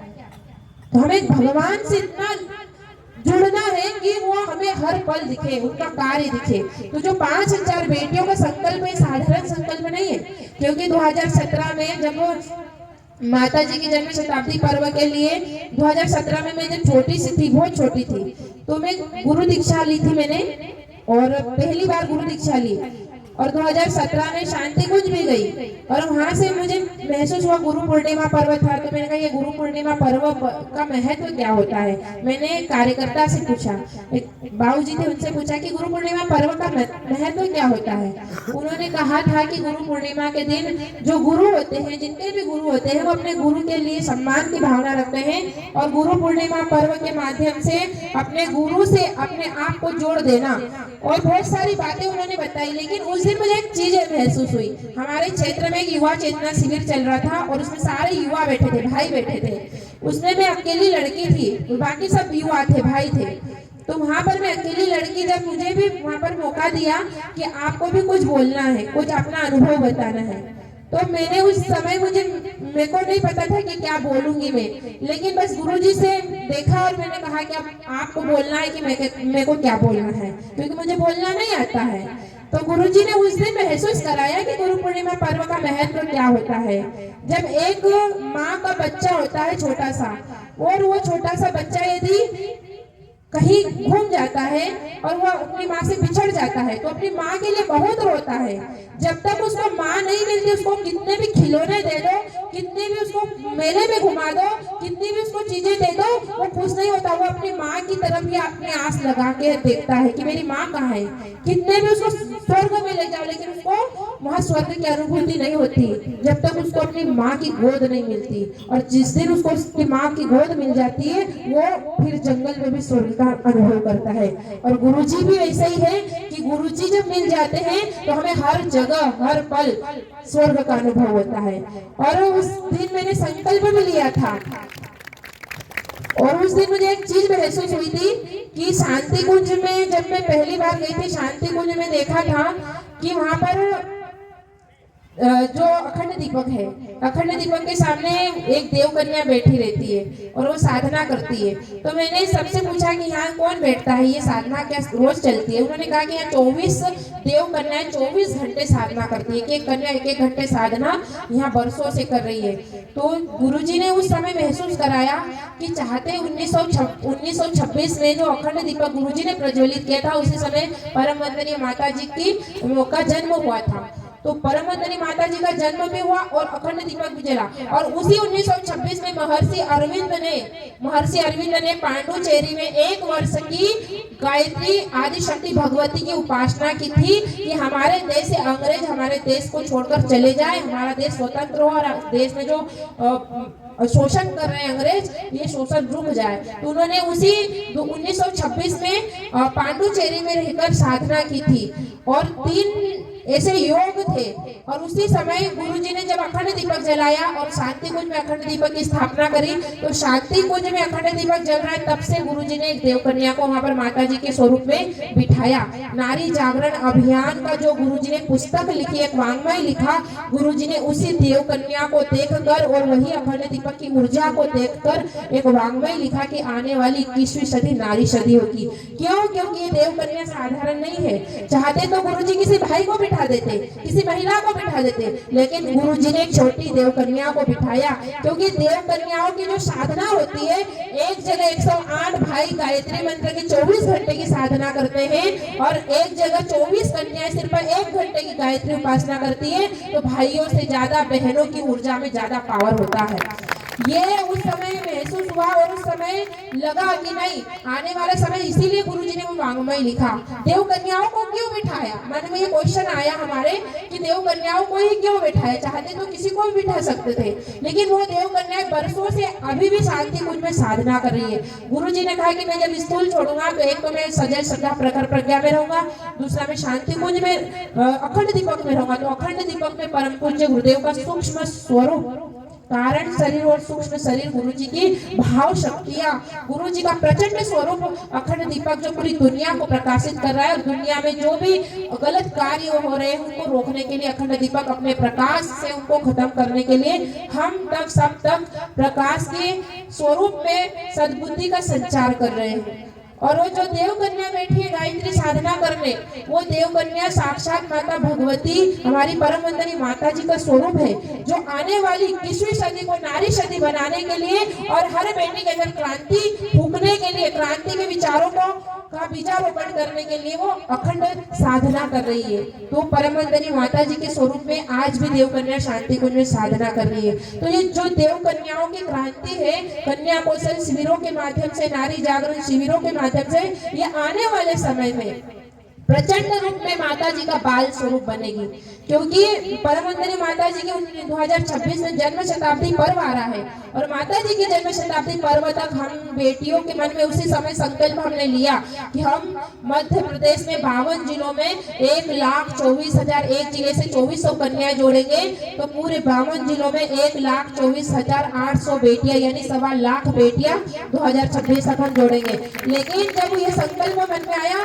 तो हम कहाँ कैसे जाएंगे, हमको तो कोई जानता नहीं था, छोटे से गांव की लड़की, लेकिन गुरुजी की कृपा से, गुरुजी के माध्यम से जन जन तक जाने का मौका मिला और मध्य प्रदेश के कम से कम 30 जिलों में अभी हमने कन्या मंडल तैयार कर दिए हैं, जिसमें 24,000 बेटियां जुड़ी हुई है। और अभी 2024 में दिसंबर माह में कम से कम 24,000 कन्याओं का विराट प्रांतीय कन्या कौशल शिविर हम लोगों ने कन्याओं के बल पे लिया है, जिसमें 24,000 बेटियां पीले कपड़े वाली शामिल होगी और हमको 251 गांवों के 12,000 बेटियों को एक जिले से निकालनी है और बाकी हमारे पूरे प्रांत से बेटियां होंगी। साथ में ये जब संकल्प लिया, जब हम सुल्तानपुर में आए तब हमको अलग स्वरूप दिखा गुरुजी का, परम वंदनीय माता जी का इनका स्वरूप, कि गुरुजी ने सिर्फ ऐसा नहीं कहा कि 1 लाख बेटियां सिर्फ मध्य प्रदेश में तैयार करो, आपको पूरे भारत की बेटियों को तैयार करना है, पूरे भारत के कोने कोने में जाकर क्रांतिकारी बेटियों का एक संगठन तैयार करना है।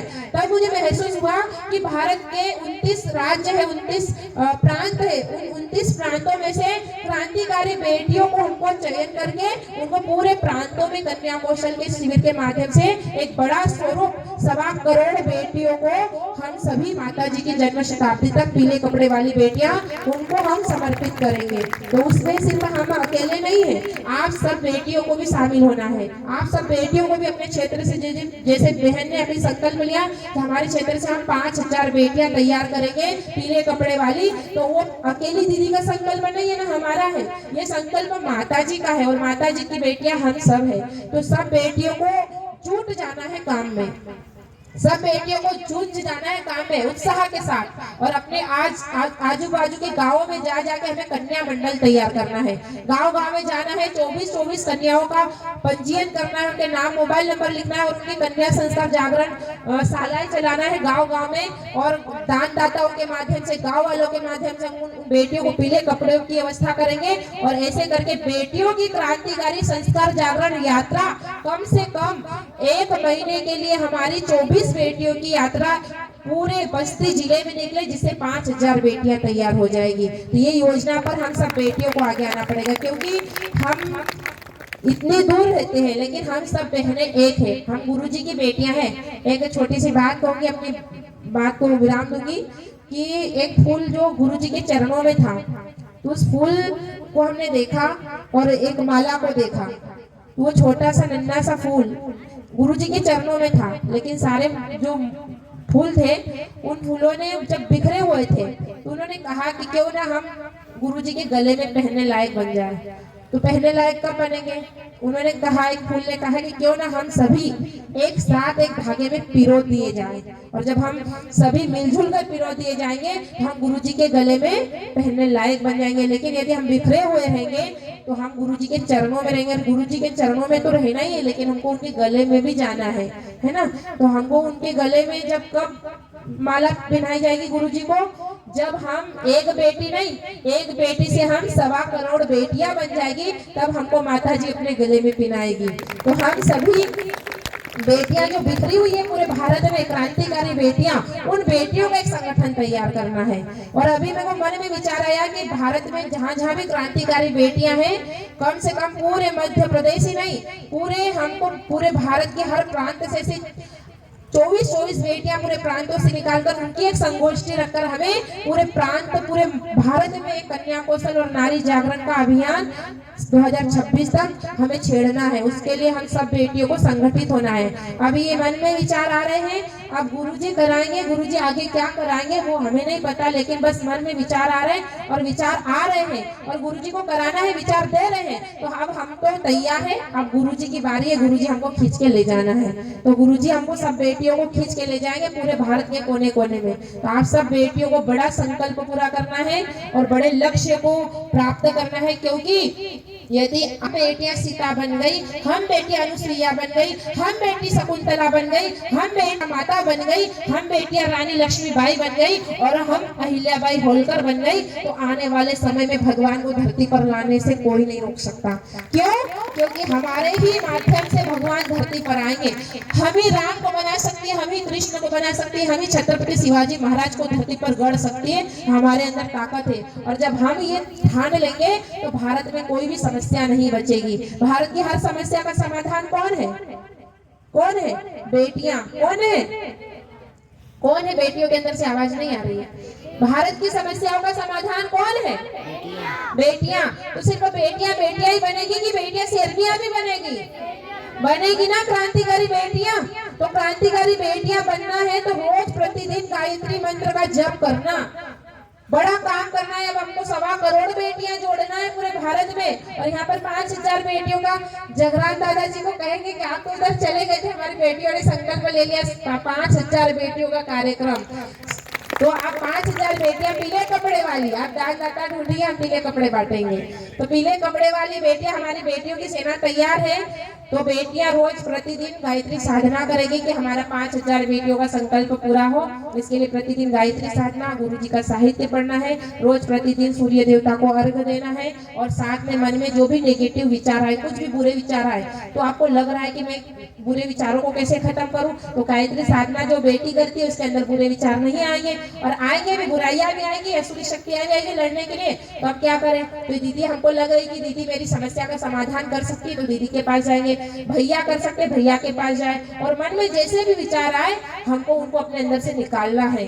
और कभी भी एक बात हमेशा ध्यान रखना कि हम पीले कपड़े पहने हैं तो आपको पीले कपड़े की गरिमा को समझना है, क्योंकि बहुत सारी बेटियां होती है, आप बहुत अच्छी बेटियां हैं, लेकिन ये पीला कपड़ा जो है ना, ये हमारे गुरुजी का सुरक्षा कवच है जो गुरुजी ने हमको दिया है। जब हम इसे पहन लेते हैं तो कोई भी व्यक्ति हमको गलत दृष्टि से नहीं देख सकता, कोई भी भाई हमारे अंदर बुरे विचारों से हमको नहीं देख सकता। लेकिन यदि इसे पहन कर यदि हम कोई उल्टा उल्टा काम करते हैं तो गरिमा भंग हो जाती है। पर हमारे ऊपर दाग नहीं लगता, हमारे गुरुजी के ऊपर दाग लगता है। इसलिए इसे पहनकर कोई भी ऐसा काम ना करे जिससे हमारे गुरु बदनाम हो, जिससे गायत्री परिवार बदनाम हो, जिससे हमारे माता पिता का सम्मान चला जाए। इसलिए आपको पीले कपड़े पहनकर एक क्रांतिकारी बेटी बनना है। तो बेटियां पीले कपड़े पहनना चाहती है ना? यहाँ की सब बेटियां पहनोगी ना?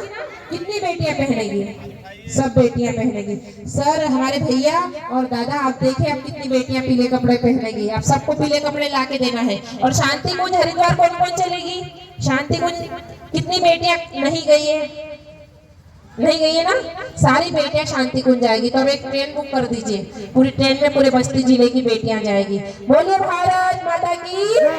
तो आप सबको आगे आना है, सबको बड़ा काम करना है। इसीलिए आप सबको जूझ जाना है और लग जाना है भगवान के काम में। यही आप सबके लिए शुभकामनाएं, मंगल कामनाएं। और आप बेटियां बहुत अच्छा काम कर रही है, इसके लिए आप सभी एक बार अपने लिए जोरदार ताली बजा दें।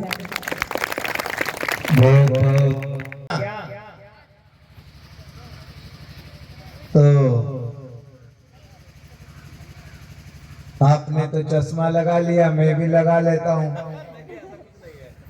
आपने वो नजर का चश्मा लगाया है, मैं ऐसा चश्मा लगाता हूँ देवता, मैं ऐसा चश्मा लगाता हूँ कि मुझे केवल पीले पीले कपड़े वाली 5000 बेटियां दिखे।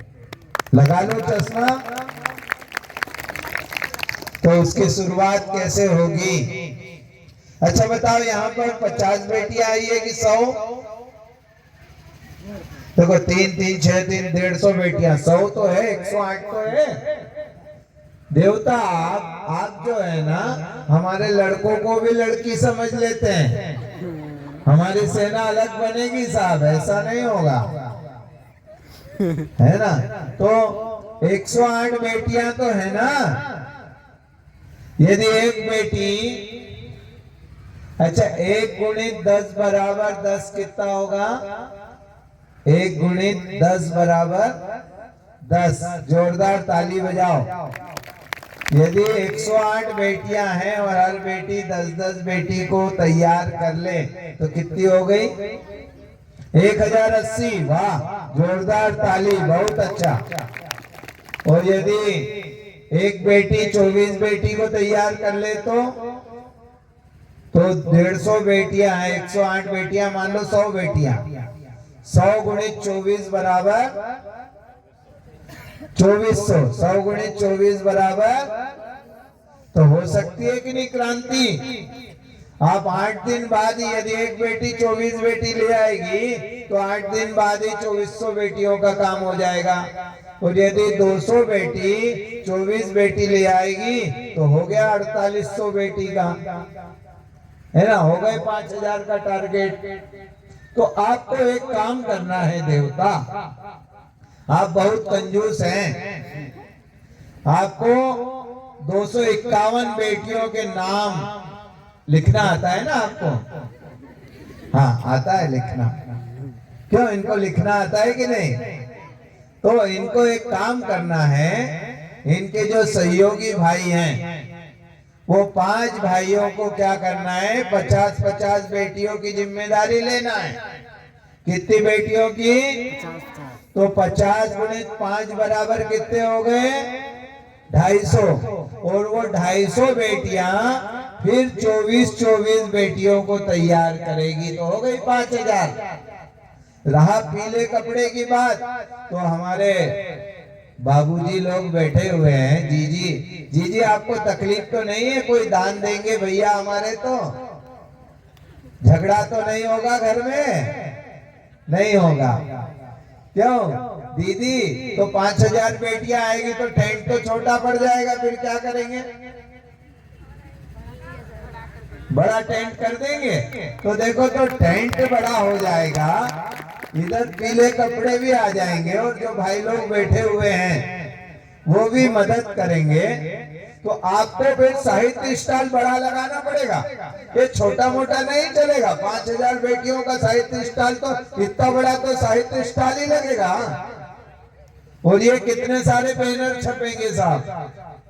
और 5000 बेटियों का कभी कार्यक्रम होता है तो सुल्तानपुर से डॉक्टर साहब कह रहे थे कि भोजन की व्यवस्था तो वही करवा देंगे। 5000 बेटियों के भोजन व्यवस्था तो सुल्तानपुर की तरफ से हो जाएगी, है ना। तो अब तो आपको तैयारी करना है बेटियां लाने की, तो उसकी शुरुआत हम लोग करेंगे। एक बेटी अभी जो आई हुई है यहाँ, वो 5 बेटियां तैयार करेगी। कितनी तैयार करेगी? कर लोगी? अब यहाँ बैठी हुई बेटियां नहीं गिनी जाएगी उसमें, ये बेटियां 5-5 बेटियों को अलग से तैयार करेगी। उनका नाम और मोबाइल नंबर लिखकर देवता के दरबार में देगी, है ना। ये देवता है और इनका ये दरबार है। उन देवता के दरबार में सब लोग अपनी एक कागज पेन लेके 5-5 बेटियों के नाम नंबर लिख कर देंगे। इतना छोटा काम कर सकते हैं? कर सकते हैं ना। बोलो गायत्री माता की। तनु बेटी 1 मिनट इधर आ जाओ, और सेना नायक आप भी खड़ी हो जाओ। आ जाओ बेटा। एक माइक है ना तनु बेटी के पास रहेगा और एक सेना नायक के पास रहेगा। एक फिल्म का सीन होने वाला है, कैमरामैन तैयार रहे। माइक चेक कीजिए, चेक कर लीजिए। अब देखिए, आजकल जो सबसे बड़ी समस्या है, लड़का लड़की को कैसे प्रपोजल करता है। तो सेना नायक जो है वो आप बेटी बनेंगे कि बेटा?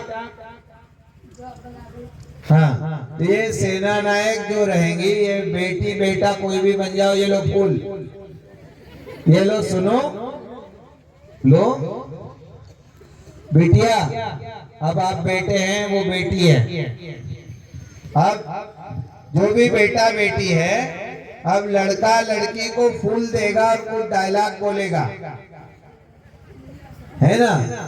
और फिर जैसे इन्होंने डायलॉग कहा, मैं अभी ये बंद कर देना साहब।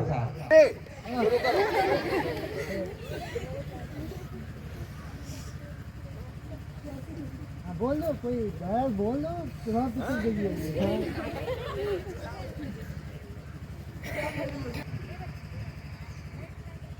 चलिए ठीक है, आदर्श बच्चे हैं, इनको ये नाटक करना ही नहीं आता है, नाटक जानते भी नहीं, और नाटक जीवन में करना भी नहीं, ऐसा है ना। ये वाला नाटक मतलब इस तरह की कोई घटना नहीं होनी है ना जीवन में। देखिए, हमारे जीवन में जैसे ये बहन बनी लड़का, तो हमारे जीवन में अगर कोई लड़का आता है तो हमें फूल देता है और बोलता है आई लाइक यू, और बहुत सारी ऐसी बातें करता है ना। ये हमारी उम्र होती है भटकने की, तो इसमें हम भटक जाते हैं। तो ऐसे अगर हमारे जीवन में से कोई लड़का आए तो उसे पहले ये क्वेश्चन करना है कि तुम्हारी माँ जिन्होंने तुम्हें 9 महीने तक अपने गर्भ में रखा, तुम्हारी बहन जो तुम्हें हर साल अपनी कलाई पर राखी बांधती है, उसके लिए कभी चांद सितारे तोड़कर लाए हो क्या? उसके लिए ऐसी झूठी तारीफें की है? अपनी माँ को कभी बोला है आई लाइक यू? तो अगर हमारे जीवन में ऐसे लड़के आए तो उनसे पहले यही क्वेश्चन करना है कि अपनी जितना प्रेम तुम हमसे करते हो उतना अपनी मातृभूमि से प्रेम करो, अपनी माँ से करो और अपने परिवार वालों से करो। तो हमें जिंदगी में अपने माता पिता से ज्यादा कोई प्रेम नहीं कर सकता। तो कभी भी अपनी माता पिता को ऐसा कभी उनकी इज्जत खराब नहीं होने देना है। अपने माता पिता को हमें कन्यादान देने का अवसर देना है। तो सभी बहनों से यही निवेदन है कि अपने जीवन में कभी भी गलत कदम न उठाएं। हमारे जीवन में कोई लड़का आए तो उसे हमें अच्छे से सुधारना आना चाहिए। हमें उनके सामने डरना नहीं है, कमजोर नहीं बनना है।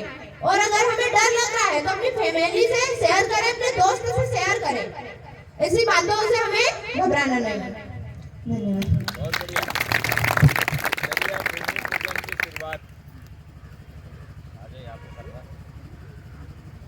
बेटियों को तो लोगों ने लंडवा से ऐसे ही आके देवियों के साथ सुरक्षा में, इनके जीवन की सुरक्षा में, इनके मान सम्मान की सुरक्षा में आप भी अपना दम खम लगा देना। आपके रहते आप गली मोहल्ले में कोई बहन, कभी भी कोई बहन किसी भाई के द्वारा, किसी लड़की के द्वारा छेड़ा ना जाए। अगर कोई छेड़ता है तो उनकी आप जम करके धुनाई करें और उसको सीधे रास्ते पर लाएं। ये संकल्प आप सबका भी बनता है। ऐसा संकल्प लें, आप यहाँ आए हैं तो इनके सच्चे भाई बन जाए, इनके सच्चे परिवार के अंग बन जाए। जैसे आप अपने बहन के साथ रहते हैं वैसे बहनों के साथ रहना शुरू कर दें। जैसे आपने घर में अपने बहनों माँ के साथ रहते हैं, उसी तरह विद्यालय में जो बच्चियां पढ़ती हैं उनके बन करके रहें। और आपके देखते कभी भी किसी भी कन्या के साथ कोई भी गलत हरकत ना होने पाए, इस बात को सुनिश्चित करेंगे क्या आप लोग? करेंगे? हाथ ऊपर कर कितने लोग करेंगे? बोले भारत माता की। देखिए आपके भाई भी तैयार हो गए है ना, इसलिए हमें डरना नहीं है। अगर 5000 आप बन रही हैं तो 100 जो बनेंगे तो 5001 की संख्या आपकी हो जाएगी। क्यों?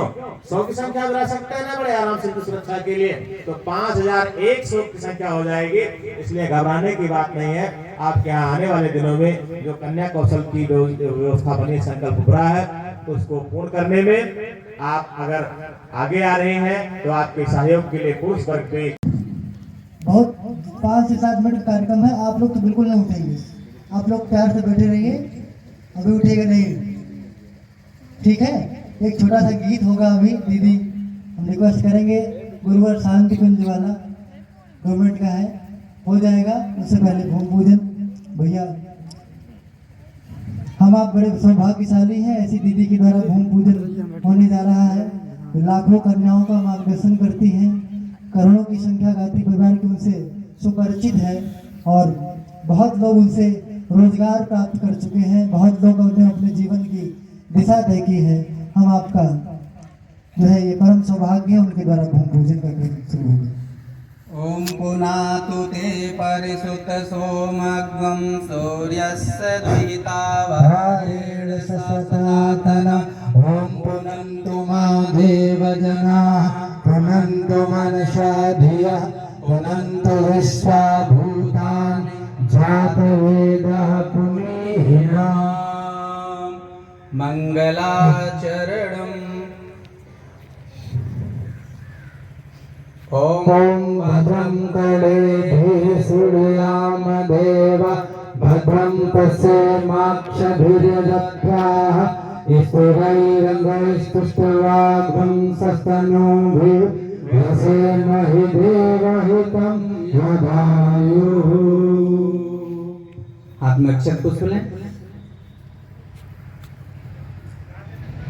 संकल्प करते हैं माँ पृथ्वी की इस उपाक्रम शक्ति अक्षत पुष्प जल लेकर भावना करें कि हमारे जहाँ पर हम 24 कुंडली यज्ञ करने जा रहे हैं कि यहाँ संकल्प लेते हैं इस भूमि पूजन में जो निकृष्ट संस्कार हैं वह समाप्त हों। श्रेष्ठ संस्कार स्थापना नाम लें। पृथ्वी मातु ऋणम अपाकृतुम ताम अश्या निकृष्ट संस्कार निष्ठार्थम श्रेष्ठ संस्कार स्थापनार्थम देव पूजन पूर्वकम सह परिजना विभिन्न परिजना श्रद्धा पूर्वकम भूमि पूजनम वयम करिष्यामहे। मस्तक लगा समर्पित कर दें। हाँ आप लोग लिए रहिए, आप लोग अपना छत फूल लिए रहें। जल का सिंचन करें, जल का सिंचन करें। ओम पवित्रेण स्थो विशुः सवितरुन्न उपछात्रं पवित्रेण सूर्यस्रश्मिभिः तसेते पवित्रपते पवित्रपूतस्य यत् कामः पुने तच्छकेयम्। ओम पवित्रेण पुनीमा शुक्रेण देव दीप्यते अग्रे कृतवः कृतन्नो ओम पवमानः सुवदन पवित्रेण विचर्षणि यः पोथा सभुनातुमा। पुनः हाथ में अक्षत पुष्प ले लें। सभी देव शक्तियों से भावरी प्रार्थना कर दें स्वस्ति वाचन के मंत्रों से। ओम हराय ओम गणानां प्रागणपतिवं हवामहे प्रियाणां प्राप्रियपतिवं हवामहे निधीनां प्रानिधिपतिवं हवामहे वसोमम अहं ज्ञानि गर्भमात्रमदासि गर्भदम्। ओम स्वस्ति न इन्द्रो पृथ्व्याः स्वस्ति न पूषा विश्ववेदाः स्वस्ति नस्तार्क्ष्यो अरिष्टनेमि स्वस्ति नो बृहस्पतिर्दधातु। ओम पया पृथिव्यां पयोषधीषु पयोदिव्यन्तरिक्षे पयोधाः पयस्वति प्रदिशासं विष्णोररात्रमस विष्णो संस्ते विष्णो षोडश वर्षो ध्रुवो वसि वर्षोमसि विषवे द्वया। ओम अग्निर्देवता भातो देवता सूर्यो देवता चंद्रमा देवता वशो देवता रुद्रा देवता आदित्या देवता मरुतो देवता विश्वे देवा देवता बृहस्पतिर्देवतेन्द्रो देवता भर्गो देवता। ओम द्यौः शान्ति अंतरिक्षं शान्ति पृथिवी शान्तिरापः शान्तिरोषधयः शान्ति वनस्पतयः शान्ति विश्वे देवाः शान्ति ब्रह्म शान्ति सर्वगं शान्ति शान्तिरेव शान्ति सामा शान्तिरेधि। ओम विश्वानिधेव सवितर दुरितानि पराशु यत्तन्यासु। ओम शांति शांति शांति सर्वारिष्ट शांतिर्भवतु। समर्पित कर दें। पुनः हाथ में अक्षत पुष्प लें। माँ पृथ्वी का ध्यान करें। ओम महिदौ च पृथ्वी च इमं यज्ञं विमिक्षितान् कृपितानो नभिरवि। ओम शेषमूर्धन् स्थितारं यच्च भागं प्रतीक्षस्व सुखार्थं प्रणमाम्यहं तपोकरी करयिष्यामि मण्डपं सुमनोहरं शयन्तं तया देवी शानुकूलमके भव निर्विघ्नं मम कर्मेदं यथा स्वातं यथा कुरुम् ॐ पृथ्वी नमः आवाहयामि स्थापयामि ध्यायामि ततो नमस्कारं करोमि। समर्पित कर दें अक्षत पुष्प मीठा जो थाली में पदार्थ है सभी समर्पित करें। ततोत्प्रान्ते गंधाचितं पुष्पाणि धूपं दीपं नैवेद्यं समर्पयामि ताम्बूल पुंगी फलानि समर्पयामि दक्षिणां समर्पयामि ऋतुफलानि समर्पयामि। सभी पदार्थों में छोड़ दें। ततोत्प्रान्ते गंधास्तं पुष्पाणि धूपं दीपं नैवेद्यं समर्पयामि। ओम शिवो नमः शिवादितो पिता नमस्ते अस्तु माहि शिवा ओम पितृमाधो प्रजानेरायस्सु सुपाजस्सु सुवीर्यम् ओम हिरण्यगर्भा समस्त्रागे भूतस्य जाता पत्रेकासीत् शरदाधारं पृथ्वी धामुते मा कस्मै देवाय हविषा विधेम। दीप प्रज्वलित करें। एक दीप कोई दीप जला दें बच्चे जला दें।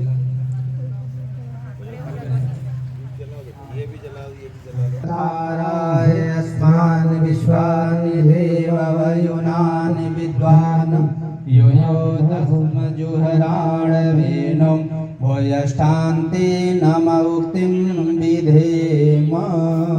दीप ज्योति दीपो हरतु मे पापं दीप ज्योतिर्नमस्तुते शुभं करोमि काल्यारोग्यं शुभ संपदां भवेष्यमद्भीतिः प्रदत्ताय ब्रह्म ज्योतिर्नमोस्तुते ब्रह्म ज्योति प्रदत्ताय ज्योति नमोस्तुते। गुरुदेव का ध्यान भावरी प्रार्थना। ओम अखंड मंडलाकारं व्याप्तमेन चराचरं तत्पदं दर्शितं येन तस्मै श्री गुरवे नमः। मातृवत्लालयित्री च पितृवत् मार्गदर्शिका नमोस्तु गुरुशक्तायै श्रद्धा प्रज्ञायुताय च। ओम मातरं भगवतीं देवीं श्रीरामं च जगद्गुरुं पादपद्मे तयो श्रुत्वा प्रणमामि मुहुर्मुहुः। ओम मायातु वरदे देवी त्र्यक्षरे ब्रह्मवादिनी गायत्री श्याम माता ब्रह्मयोनि नमोस्तुते। ओम वसुधा मया वरदा वेदमाता प्रचोदयन्ता पावमाने ध्वजानाम् आयुः प्राणं प्रजां पशुं कीर्तिं प्रवीणं ब्रह्मवर्चसं अयं दत्त्वा व्रजत ब्रह्मलोकम्। सभी लोग ध्यान मुद्रा में बैठे। भुवः स्वः तत्सवितुर्वरेण्यं भर्गो देवस्य धीमहि धियो यो नः प्रचोदयात् स्वाहा। इदं गायत्री इदं नमः।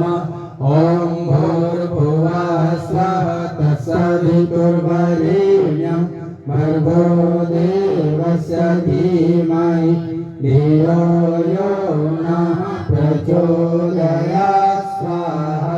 इदं गायत्री इदं नमः। ॐ भूर्भुवः स्वः तत्सवितुर्वरेण्यं भर्गो देवस्य धीमहि धियो यो नः प्रचोदयात् स्वाहा। इदं गायत्री इदं नमः।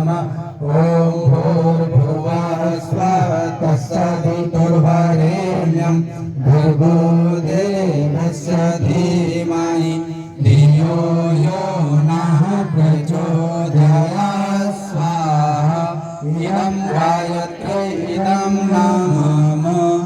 ॐ भूर्भुवः स्वः वरेण्यं भर्गो देवस्य धीमहि धियो यो नः प्रचोदयात् स्वाहा। इदं गायत्री इदं नमः।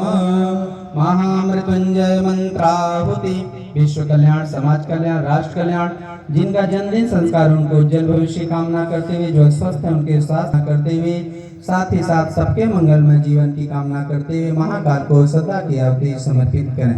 ओम त्र्यम्बकं यजामहे सुगन्धिं पुष्टिवर्धनम् उर्वारुकमिव बन्धनान् मृत्योर्मुक्षीयमामृता स्वाहा इदं महामृत्युञ्जय इदं ब्रह्म। अनिष्ट निवारण आहुति किसी के जीवन में अप्रिय घटना न घटे यह भावना करते हुए रुद्र गायत्री महामंत्र से श्रद्धा की आहुति समर्पित है।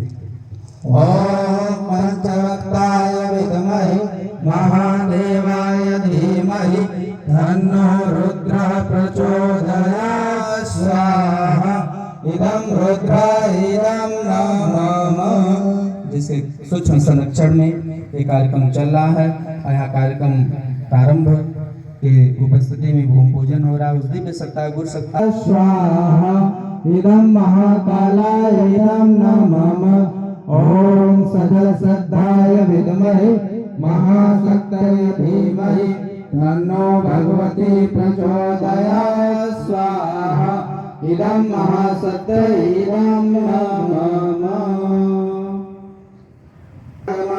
पूर्णमिदं पूर्णात् पूर्णमुदच्यते पूर्णस्य पूर्णमादाय पूर्णमेवावशिष्यते स्वाहा। ओम सर्वं वै पूर्णं स्वाहा ओम सर्वं वै पूर्णं स्वाहा। एक थाली में दीपक रख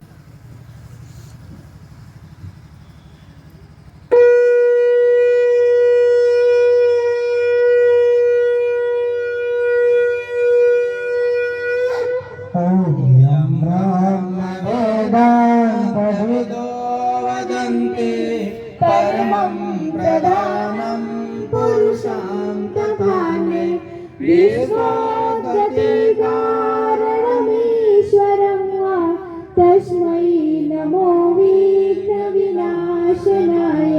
ॐ यं ब्रह्मरुद्रमरुता इष्टवन्तनिर्भयस्य वै वेदैः साङ्गपदक्रमोपनिषदैः गायन्ति यं साङ्गा ध्यानावस्थितगतेन मनसा पश्यन्ति यं योगिनो यस्यान्तं न विदुषुरासुरगणा देवाय तस्मै नमः देवाय तस्मै नमः। कर्पूरगौरं करुणावतारं संसारसारं भुजगेन्द्रहारं सदा वसन्तं हृदयारविन्दे भवानी सहितं नमामि। त्वमेव माता च पिता त्वमेव त्वमेव बन्धु च सखा त्वमेव त्वमेव विद्या द्रविणं त्वमेव त्वमेव सर्वं।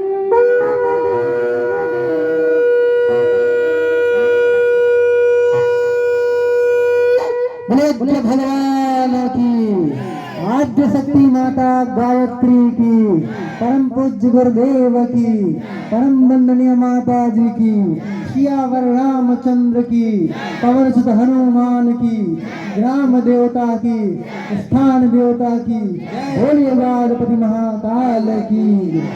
सभी लोग भाव भरी से वहीं से आरती को प्रणाम करें। ओम भूर्भुवः स्वः तत्सवितुर्वरेण्यं भर्गो देवस्य धीमहि धियो यो नः प्रचोदयात्। गोबर ईटा पाथर लकड़ी।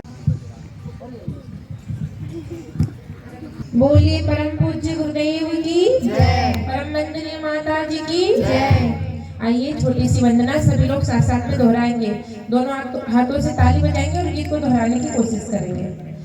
बड़ा हो दयालु गुरुवर शांति कुंज वाला, बड़ा हो दयालु गुरुवर शांति कुंज वाला, जिसने जलाई अखंड ज्योत ज्वाला, हो जिसने जलाई अखंड ज्योत ज्वाला, गुरुवर शांति कुंज वाला, बड़ा हो दयालु गुरुवर शांति कुंज वाला। बेट हिमालय था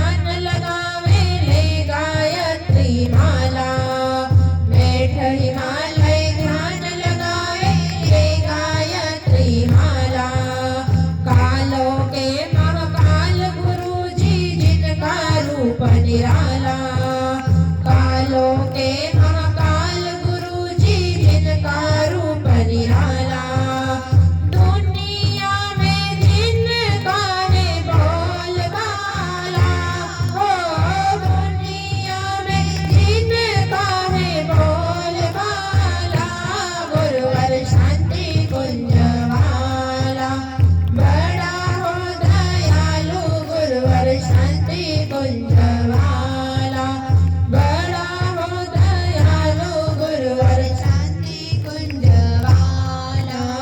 शांति कुंज से ज्ञान योजना युग निर्माण चलाई, शांति कुंज से ज्ञान योजना युग निर्माण चलाई।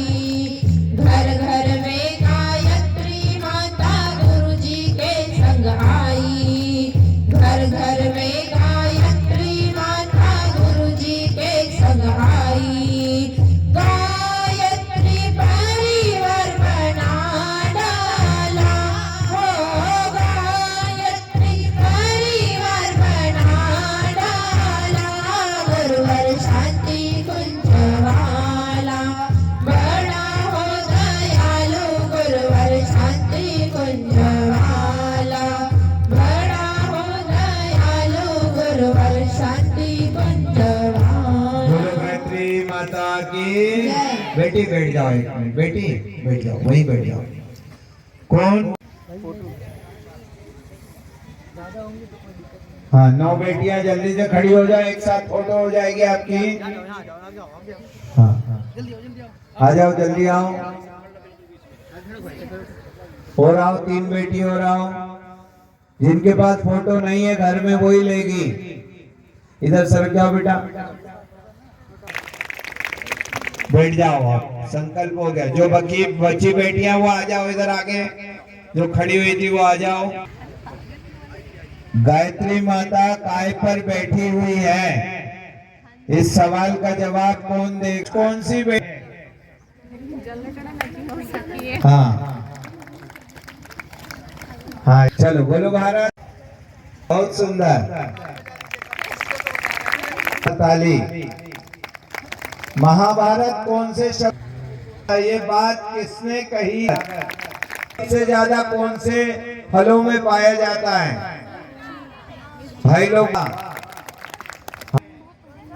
रंभा फल, रंभा।